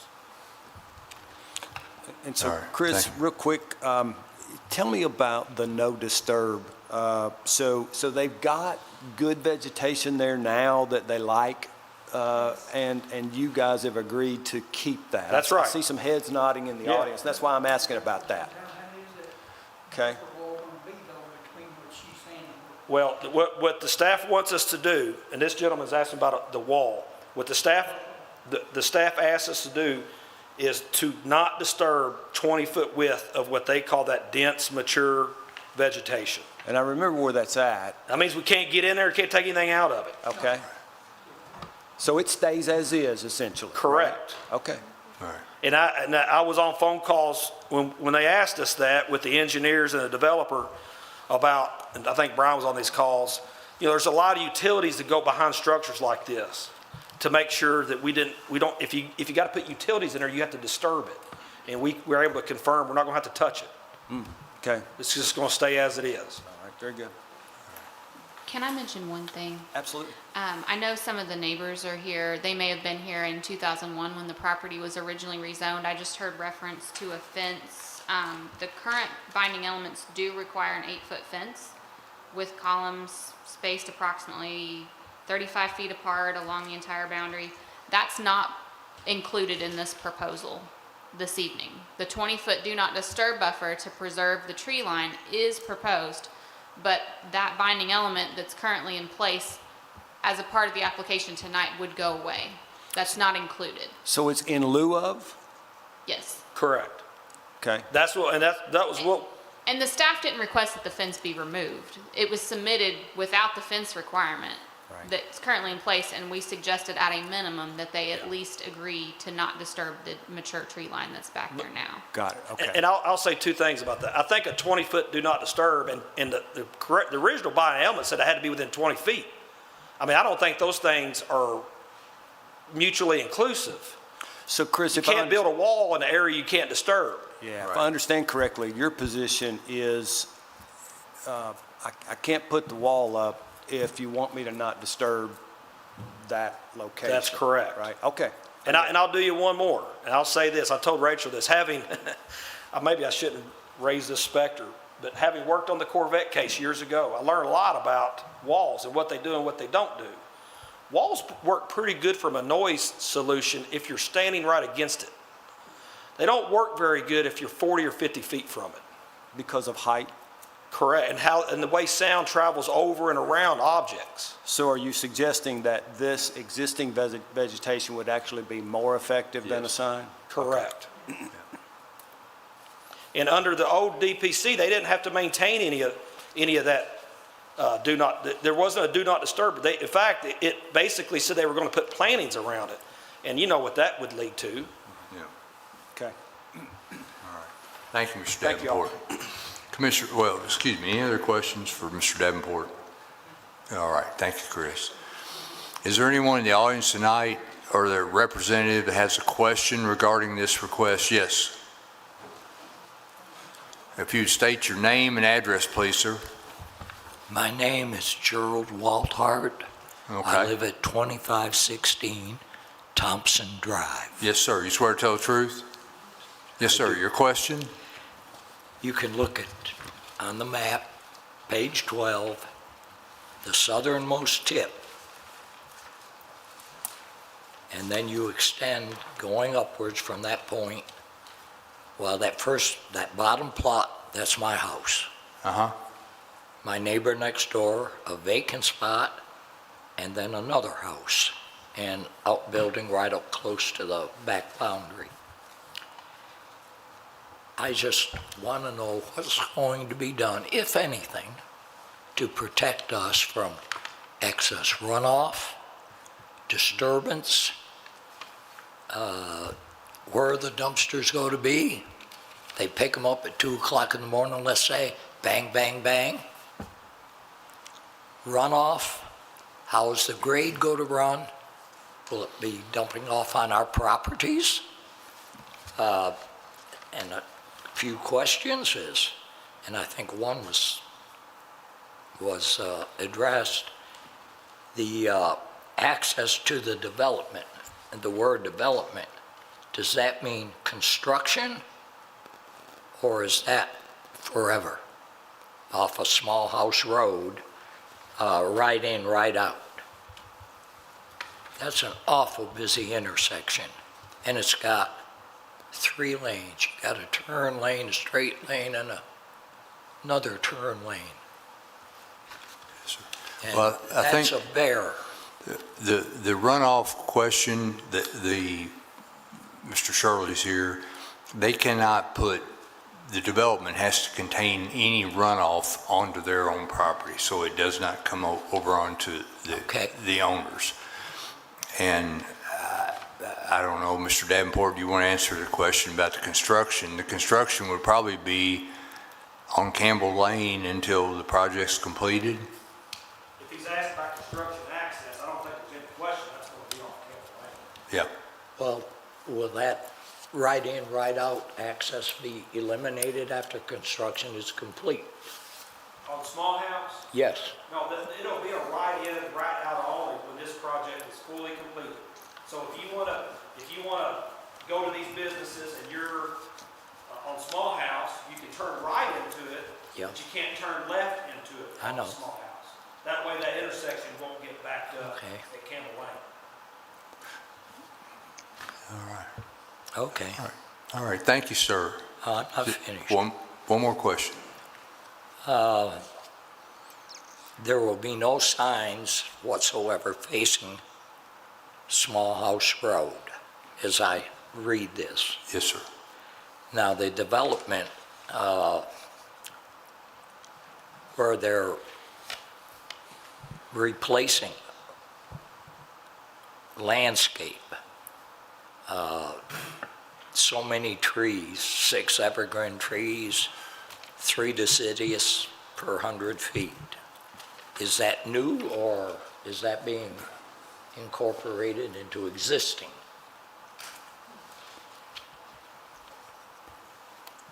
Might be a question for staff. Well, the statement you made about signage facing Small House Road, there's not a restriction for signs facing Small House Road. There's a restriction that says that wall signs are not permitted on the buildings that face Mitchell Heights. So on the back side of the buildings that face Mitchell Heights, there's no signage permitted. Okay. And then the landscaping requirement you're referencing, that is along Small House Road. And that's in the instant that if the building doesn't face Small House Road, if you see the side or rear side of the building, then that landscaping requirement would kick in. Now, the 20-foot wide do not disturb, is that with the existing, they don't touch that at all? Correct. Yes, sir. That's correct. You know, this is going to happen, but I want to make sure we know what's going to happen. Sure, yes, sir. Thank you for your questions. Okay, Very thank good you. questions. Thank you, sir. Anybody else has a question regarding this? Yes, please. I don't have a question. I just need to get my microphone. Anything different? Yes, please. Your name and address, please? Holly Hardenberg, 2504 Thompson Drive. Yes. I have 2 lots that are adjacent to this, you know. Okay. I love my backyard, and I'm a little bummed, but I'm really glad to hear that the trees are staying. That's a big deal. And it is a very good sound buffer, that, you know. And you mentioned, the gentleman mentioned drainage. And I know every time somebody builds something, they always go, oh, the engineers are going to take care of it. Well, they don't always. You know, Mitchell Heights is in the county. This is going to be in the city. What happens if we then are severely impacted by the drainage? What's our recourse? How about the staff answer that question? So the city stormwater department, their staff, they have engineers on their staff that when the plans, if this were approved and moves forward, that when the construction plans are submitted, they review that drainage plan that's incorporated as a part of that overall plan set, and they make sure that all of the city's requirements are met for the stormwater regulations. And then on the back side, if that's not followed, then somebody could submit a complaint or a request to them that they inspect the property and make sure that it was done appropriately. Just because you live in the county doesn't mean you couldn't call the city and speak with their staff. Yeah, I've tried that with the fire department, when there's been a fire in the field. Okay. Then there's other things, you know, I understand this is going to be a grocery store. What about things like dumpster enclosures and smelly garbage, and who do I address and all this kind of stuff? The zoning ordinance doesn't regulate the smell that comes from the dumpster, but we do have a requirement in the ordinance that it be screened on 3 sides, and then there has to be a gate on the front that opens Okay, but to access the does it dumpster. have to be a certain distance from a property line? Well, in this case, it would have to be at least 20 feet because of that do not disturb buffer. But, you know, 20 feet isn't a whole lot when it's something stinky. Yeah, there's not a requirement. If the do not disturb buffer were in place, it could be as little as 10 feet off the property line. Okay, leave the trees. And once again, I know it's been talked about ad nauseum here, but whoever's idea it is to put a road there, you know, that turn-off lane, I can sit in my backyard on any at least once a week and listen to accidents at the corner of Campbell and Small House already. It's just so heavily traveled, and I understand that they want to have a business where it's heavily traveled, because they want the business. But in talking to many of my neighbors, everybody's just, they're incredulous that you're going to do this. It's already hard to get out of the neighborhood during rush hour, in the mornings, in the afternoons. So Well- somebody, I don't know what can be done, but All right, thank you very much. thank you. Is there anyone else that has a question or regarding this request? All right. Something different, sir? Yes, kind of on the more technical side. All right, your name and address, please? Wyatt Hardenberg, 322 Scott Lane. Scott Lane, Yes. this side of town.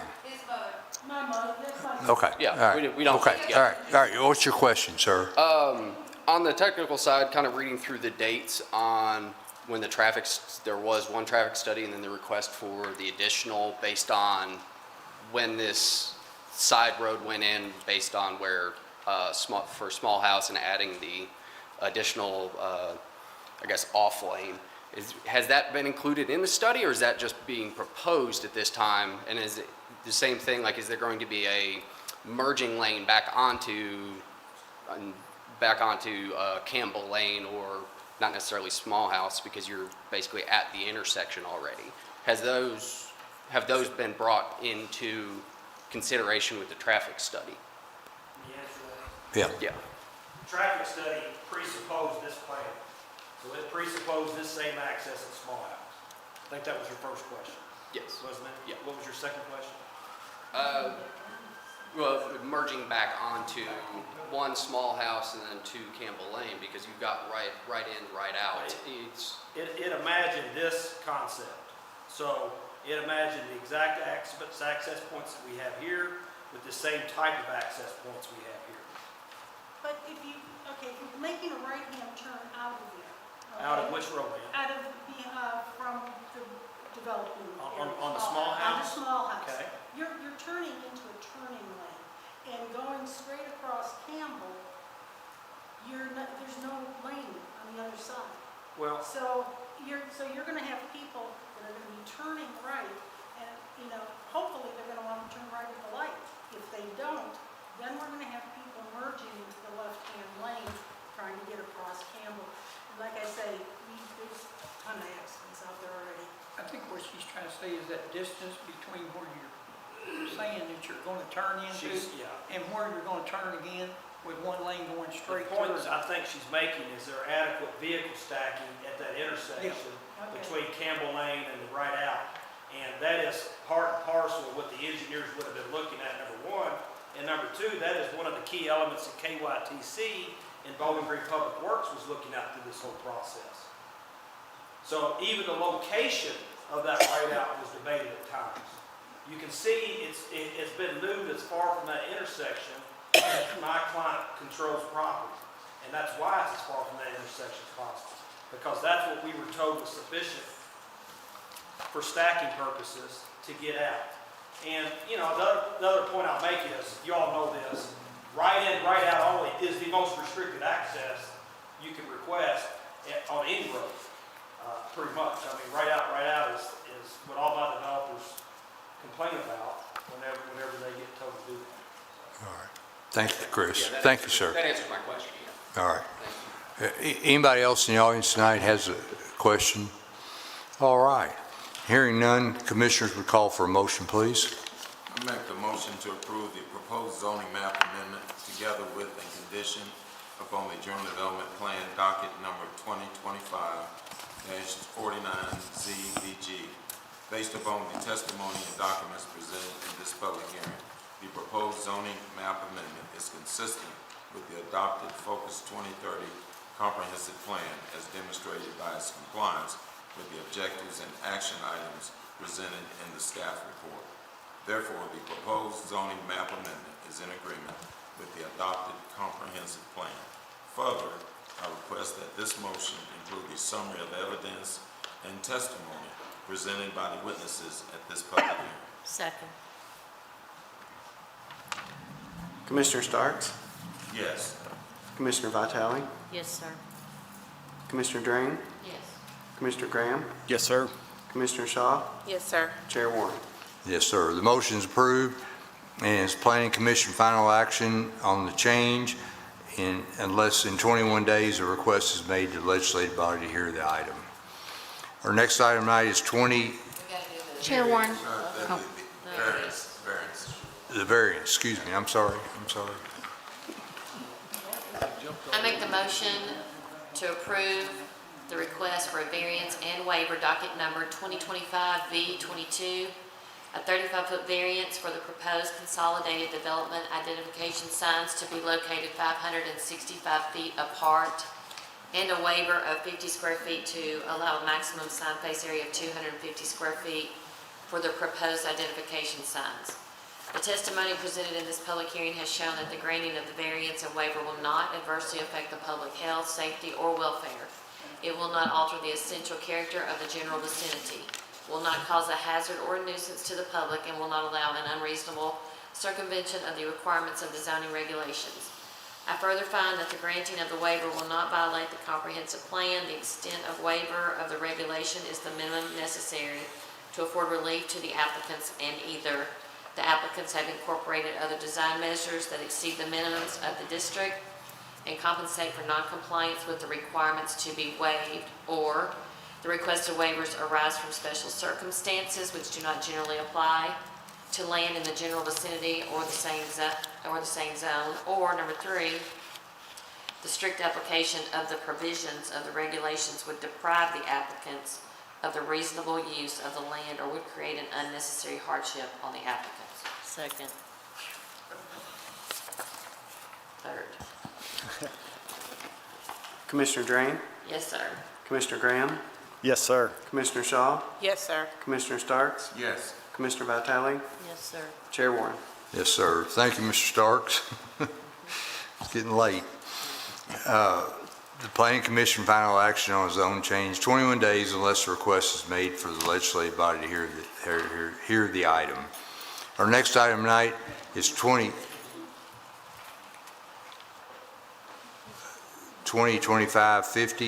ZBG Edward Taylor. His filed an application for zone approximately 1 acre, located on a portion of the property at 2367 Russellville Road from ag to highway business with the general development plan. Amy? Yes. Thank you, Mr. Chair. We had a pre-application meeting in July for the property that you mentioned. It's highlighted in red. The current zoning is agriculture. Current land use is single-family residential, and the future land use is commercial. Again, the applicant is proposing to rezone a portion of the property in order to subdivide the newly constructed building on its own lot. The current building is used by the property owner as a personal workshop, but the property cannot be subdivided without first being rezoned. We do have a proposed conceptual plan for your review, and it would be this property here, this portion here. And then we do have some site photos. There is the building, veterans, and then here is the zoning concept for that. Looking at the bottom of the page, staff has noted considerations relating to lack of tree preservation along Veterans Memorial Lane, days and hours of operation and prohibited uses, building height, building orientation, and signage. So if we look over at page 2, we can review a few of the considerations. Looking down at natural features midway through the page, there is an established tree line running along Veterans Memorial Lane. Staff suggested that the applicant consider preserving this tree line as it minimizes the visual impact of the existing side-facing facade along Veterans Memorial Lane. This was left unaddressed. Looking at the bottom of the page, just surrounding land uses, existing residential uses are located immediately adjacent to the subject property. For this reason, staff suggested that the applicant consider limiting the days and hours of operation for any commercial use, and that the applicant consider prohibiting certain uses that may not be deemed compatible with those residential uses. Other similar applications have limited hours of operations from 6 a.m. to 11 p.m., and then have a list of prohibited uses. Those are below that for your consideration. The applicant did not agree to limit the days or hours of operation and did not agree to prohibit a majority of the uses suggested by staff. Looking at page 3 at the very top under the surrounding architectural features. Buildings range in height from 1 to 2 stories. Staff has also identified one structure within approximately 700 feet of this property that is roughly 41 feet in height.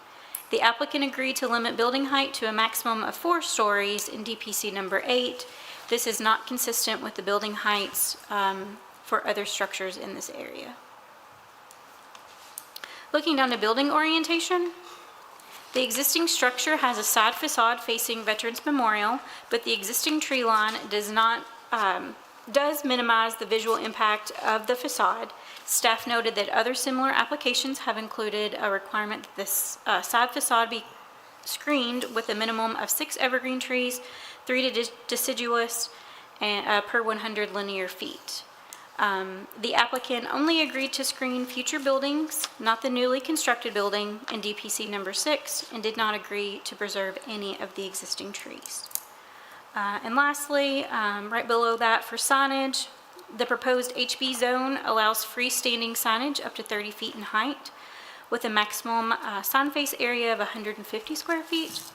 Little freestanding signage exists in this section of Veterans. The applicant did not agree to limit the height or sign face area and wishes to follow the maximum parameters outlined in the zoning ordinance. And you can reference DPC number 10 for the signage DPC. Back to page 1 at the bottom. The proposal complies with some but not all of the criteria assessed in the review process. The Planning Commission should determine if the proposal as submitted is compatible with the surrounding area. With that being said, staff recommendation is approval pending any public hearing testimony of any of those items that we. So Amy, this building's already built. Correct. Correct. So, is there a proposal here? This is a rezoning, correct? It is. So it's currently zoned agriculture, and he has a small workshop, which is permitted in the ag zone. But in order to subdivide the property, there's the house in front with those outbuildings that are there. In order to subdivide, it needs to be rezoned to HB to do so. Okay. So the landscaping and so on, if it's a personal use, does he need to do that to comply? I guess regardless of how the property is used, I guess it's not about complying with a standard in the zoning ordinance, it's just that we've pointed these items out for your consideration. Okay. You know, long-term, if the property's redeveloped, or if, added on to, maybe there's another building that's constructed later on, because the zoning is long-term, so we're just thinking ahead to what might be possible. So help me understand, could we say, as long as someone's using that building, or as long as this owner has that building, it doesn't apply, but if it's sold or it has a different application, then you go back to the normal requirements? Is that something we would or could entertain? I guess I don't fully understand the question. So let me. Because right now, by rezoning the property to highway business, and you're allowing a commercial use, yeah, that's my problem. You by ordinance definition just have to comply with what the minimum standards are for paving, parking, landscaping, and signage, and so on. But right now, there's no restrictions that are proposed regarding some of those items that we've pointed out. So by selling the property, It's currently ag, yes. Okay. So by selling the property, that's what forces the zone change, correct? It's not the sale of the property, it's the subdivision of the land. So by dividing the property, that's what forces the zone change? Correct. Correct. Do they have the option to keep the existing property ag? Like where that shop is located, can they just keep it ag? No, because it's too small in that zone to be further subdivided. That's what's triggered the zone change. Because right now, the ag minimum is 5 acres, it's already smaller than that, so we can't divide it off and make it even. So is the owner of that building, are they selling the property to a different owner in this scenario? He may need to answer that. I believe it may be the intent to sell off the front portion that fronts Russellville Road, but I'll let him speak to that. All right, very good, thank you. Rachel, so if the building's already built, then the statement about that doesn't come into play, right? Building orientation. Well, right now, we've just noted that the current structure has a side facade that faces Veterans Memorial Lane, and there is an existing tree line there that you could see in the photos. Okay. So that does kind of minimize that visual impact as you're driving along the road there. It kind of breaks that up. But there's not a requirement proposed in the development plan conditions to retain that tree line. All right, thank you. Yes, sir.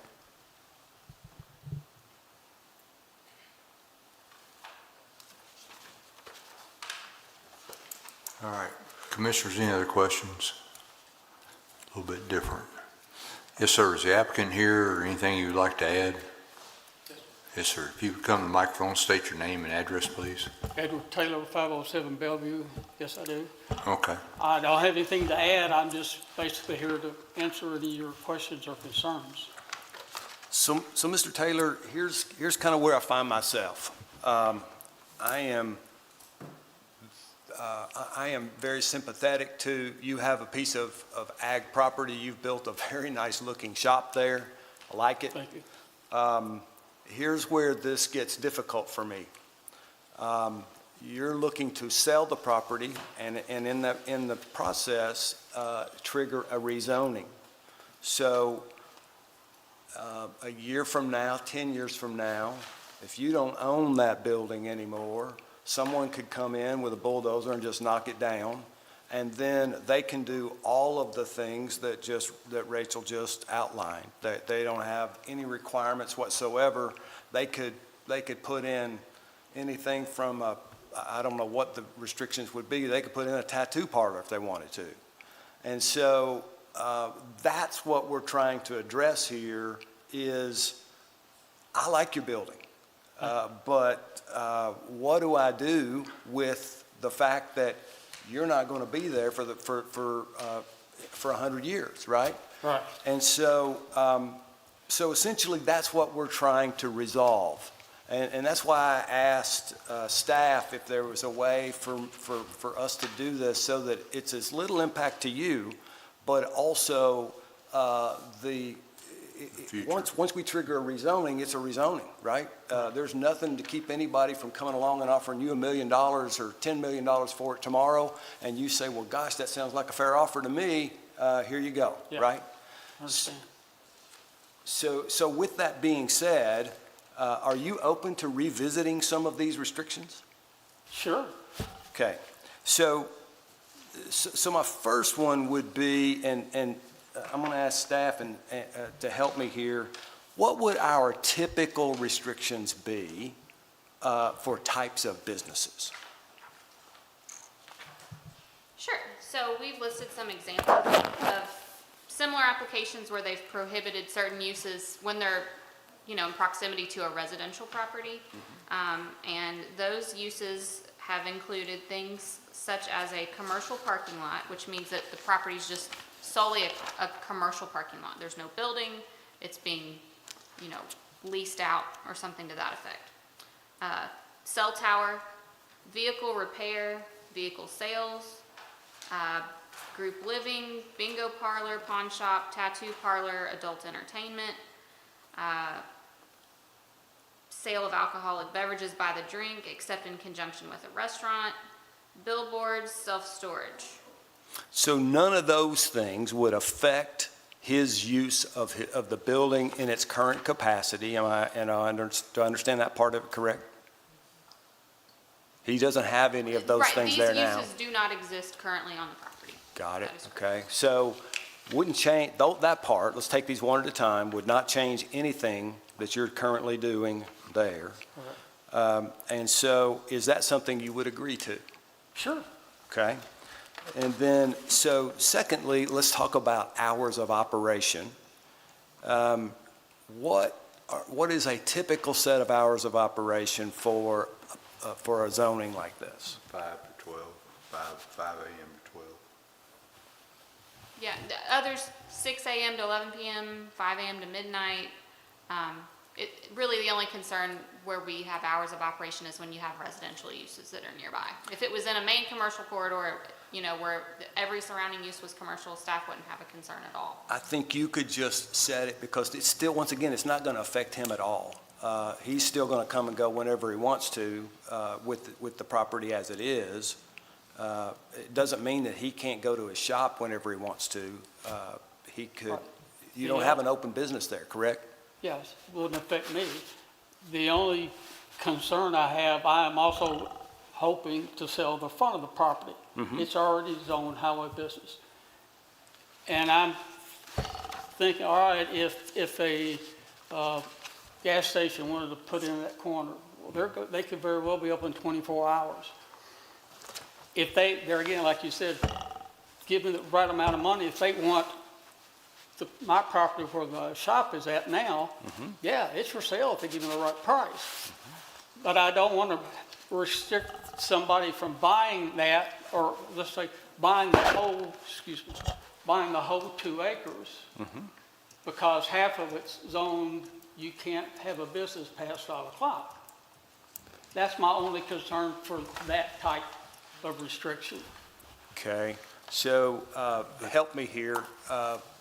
Wouldn't whomever is going to buy the property have an opportunity to come here and kind of make their argument? Yes, that's true. So if that were to happen in the future, that buyer would have an opportunity to come back and request an amendment to any restrictions that you impose today. It's not the last bite at the apple. Right. It just lets us get control of it for now, until whoever that applicant is, then they get a chance to come in here and say, here's what we're going to do with it. Because right now, we're speculating. Right. Right. Yes. So in that light, is that something that you could agree to? Sure. All right. And that's, what are those hours? Do you mind restating those? 5 a.m. You guys 5 pick to 12, 5 a.m. to 12 p.m. That covers most of them, Mr. Taylor. Yeah. And then, help me here, those were the 2 largest ones, or did I overlook something? As you were reading through these, I was sitting here thinking, none of this really affects him at all. The building orientation or, You're talking about for a future Well, we building. can't change that, can we, Rachel? Right. no, but in the future, if the property were redeveloped, I got you. That any new structure would be oriented to face Veterans Memorial Lane. I see. Or be buffered with that recommended screening. I get it. In the Makes staff perfect report. sense. So once again, doesn't affect you at all. You wouldn't have to change the orientation of your existing building. But clearly, if someone's going to buy this property, they're not going to make it face those apartments Right. behind you, Yeah. right? Yeah. So does that sound reasonable to you? Sure. Yes. Okay. Height? Yeah, okay, so this one probably will be a tough one. No way we're ever going to approve 4 stories there for virtually anybody, really. So what's reasonable there? What would you do? I mean, it's up to you all. You can see in the photos and we can flip through them. But just in our 3 stories. analysis, on page, I forget what page that was.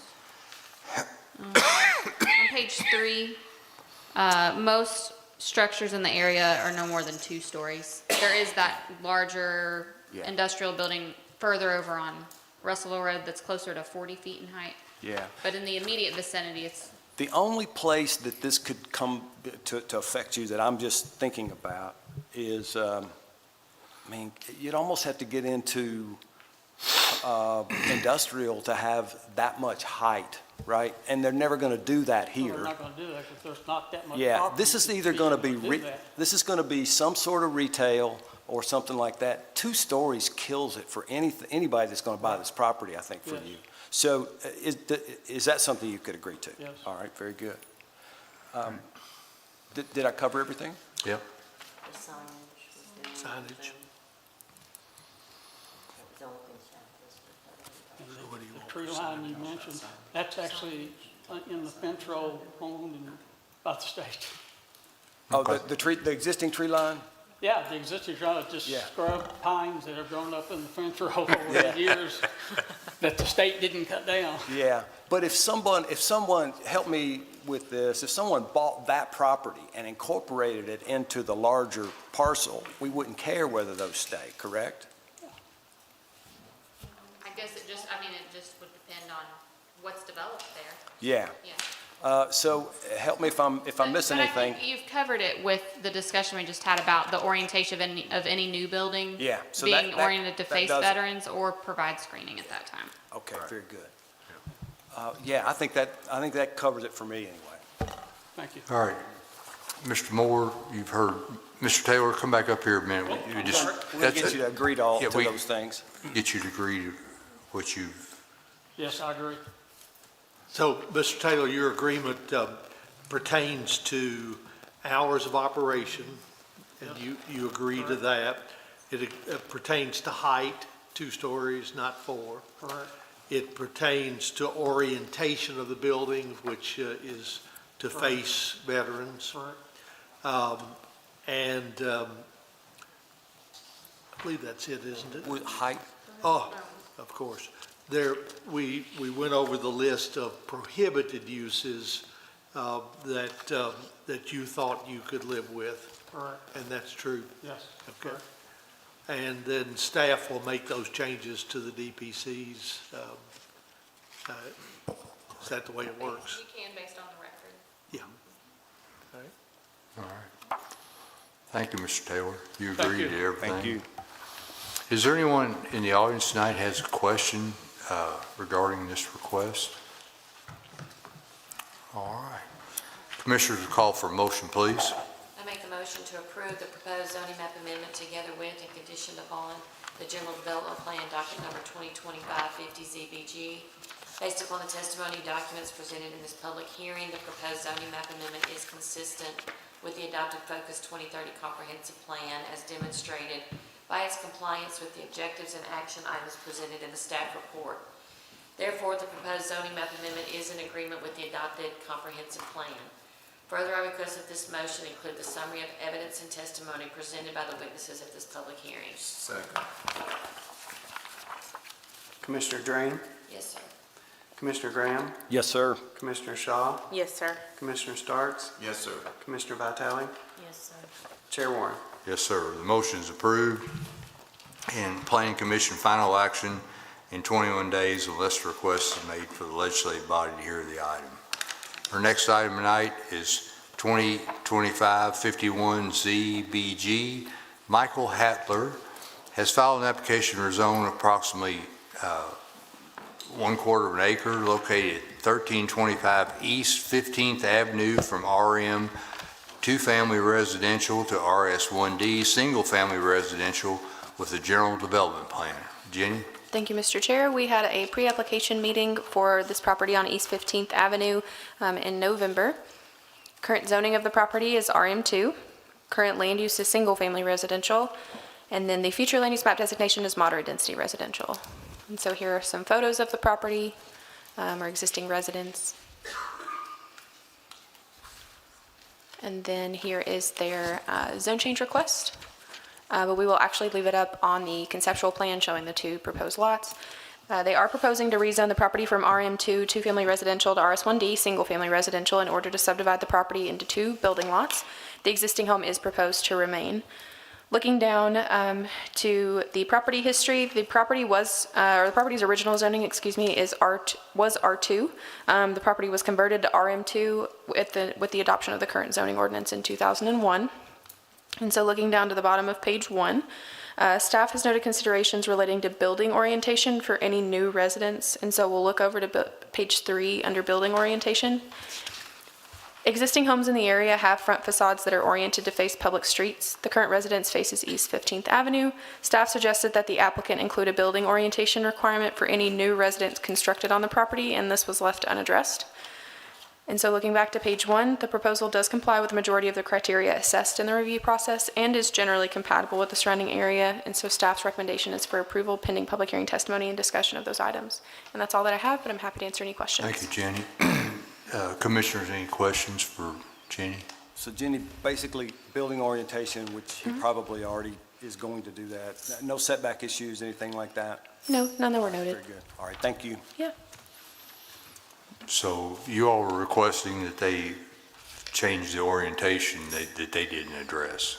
It was just requesting that there be a requirement for the building orientation for that, second building lot. To face 15? To face 15th, yes, sir. Okay, all right. Thank you, Jenny. Yeah. It was unaddressed. All right. Commissioners, any other questions for staff? You're fine, Jenny. Is the applicant here? Yes, sir. If you'd come to the microphone, please. Your name and address, please, sir. Michael Hatler, Mr. 7222 Old Green Hill Road. Okay, Mr. Hatler, you swear to tell the truth? Yes, sir. So, I'm sorry. Go ahead. So, Mr. Hatler, this is probably something you're already planning to do anyway. What staff is asking for is a building orientation restriction on the new lot. Yes, sir. That it faces the street. Yes, sir. Yeah, and I assume that that's what you wanted to do anyway. So would you agree to that restriction? Yes, sir. All right, very good. And I think that was all we had, right? I didn't realize it was on. That's all right. No, it's all right. Many times they don't. Yeah, many times they don't, right? All right. All right. Any other questions for Mr. Hatler? Mr. Hatler, would you, Mr. Moore is going to, Mr.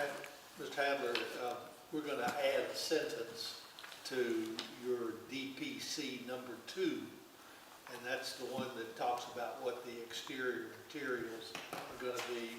And we're going to also say in that paragraph that the orientation of any new structure built on the 2 lots will be built to face West 15th Street.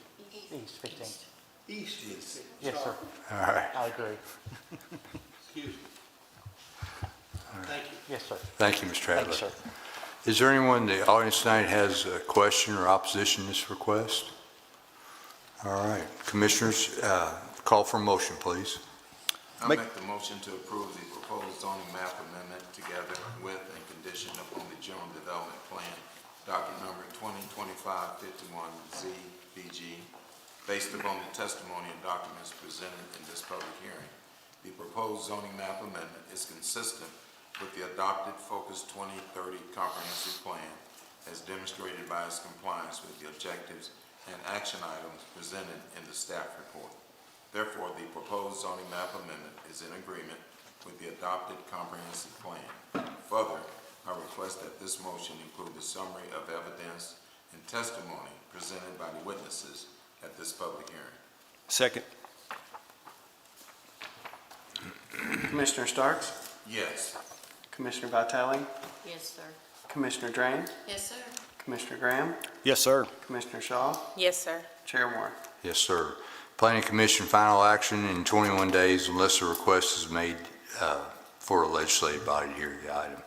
Our last item tonight is 2025-52Z County C&J Ventures LLC, care of Chris and Jennifer Grable, have filed an application to rezone approximately 5 acres located at 2859 Glasgow Road from Ag to RE Residential Estate and RS1D Single Family Residential with a General Development Plan. Jenny?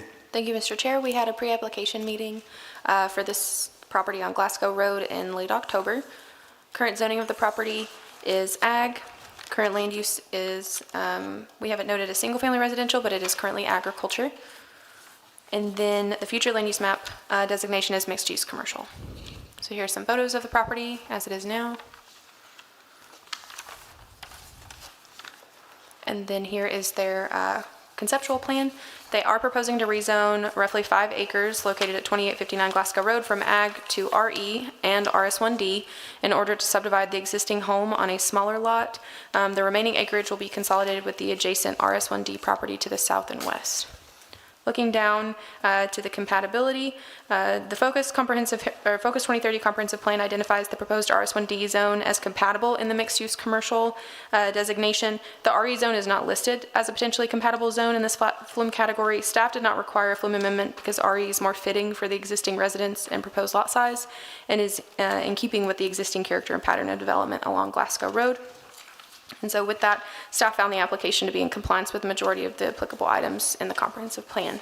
So looking down to the bottom of the page 1, the proposal does comply with the majority of the criteria assessed in the review process and is generally compatible with the surrounding area. And so staff's recommendation is for approval pending public hearing testimony and discussion tonight. And I did forget to note this on the outset, but you do have an opposition email provided in your packets. And then there are large versions of those exhibits in front of you all today. And that's all that I have, but I'm happy to answer any questions. Thank you, Jenny. Commissioners, any questions for Jenny? All right. Thank you. And you have, there was a, as she mentioned, at our desk, there was a question from someone. So is there any opposition to this request? To the applicant, anything y'all would like to add? All right, thank you very much. All right, so commissioners would call for a motion, please. I'll make a motion to approve the proposed zoning map amendment together with and conditioned upon the general development plan, docket number 2025-52 Z County. Based upon the testimony and documents presented in this public hearing, the proposed zoning map amendment is consistent with the adopted Focus 2030 Comprehensive Plan, as demonstrated by its compliance with the objectives and action items presented in the staff report. Therefore, the proposed zoning map amendment is in agreement with the adopted comprehensive plan. Further, I request that this motion include a summary of evidence and testimony presented by the witnesses at this public hearing. Second. Commissioner Graham, Yes, sir. Commissioner Shaw, Yes, sir. Commissioner Starks, Yes, sir. Commissioner Vitale, Yes, sir. Commissioner Drain, Yes, sir. Chair Warren. Yes, sir. The motion is approved. Planning Commission final action in 21 days unless the request is made to hear the legislative body to hear the item. Mr. Peterson, any other items for tonight? No, sir. All right. Mr. Story, any other items? All right, thank you for being here. Merry Christmas to everyone. Enjoyed. No meeting on January 1st. Correct. You can come. We got what? That's the good news. Yeah, no meeting on New Year's Day. Give us the rest of the story. So January 15th would be the next regularly scheduled meeting, and we do have 9 applications that have been submitted. Okay. Is that the full? That's the full board. Okay. So we got a flurry there, huh? Okay. All right, everybody enjoy time with their family and stay safe. And appreciate, commissioners, appreciate your service, staff, appreciate all you all do every day.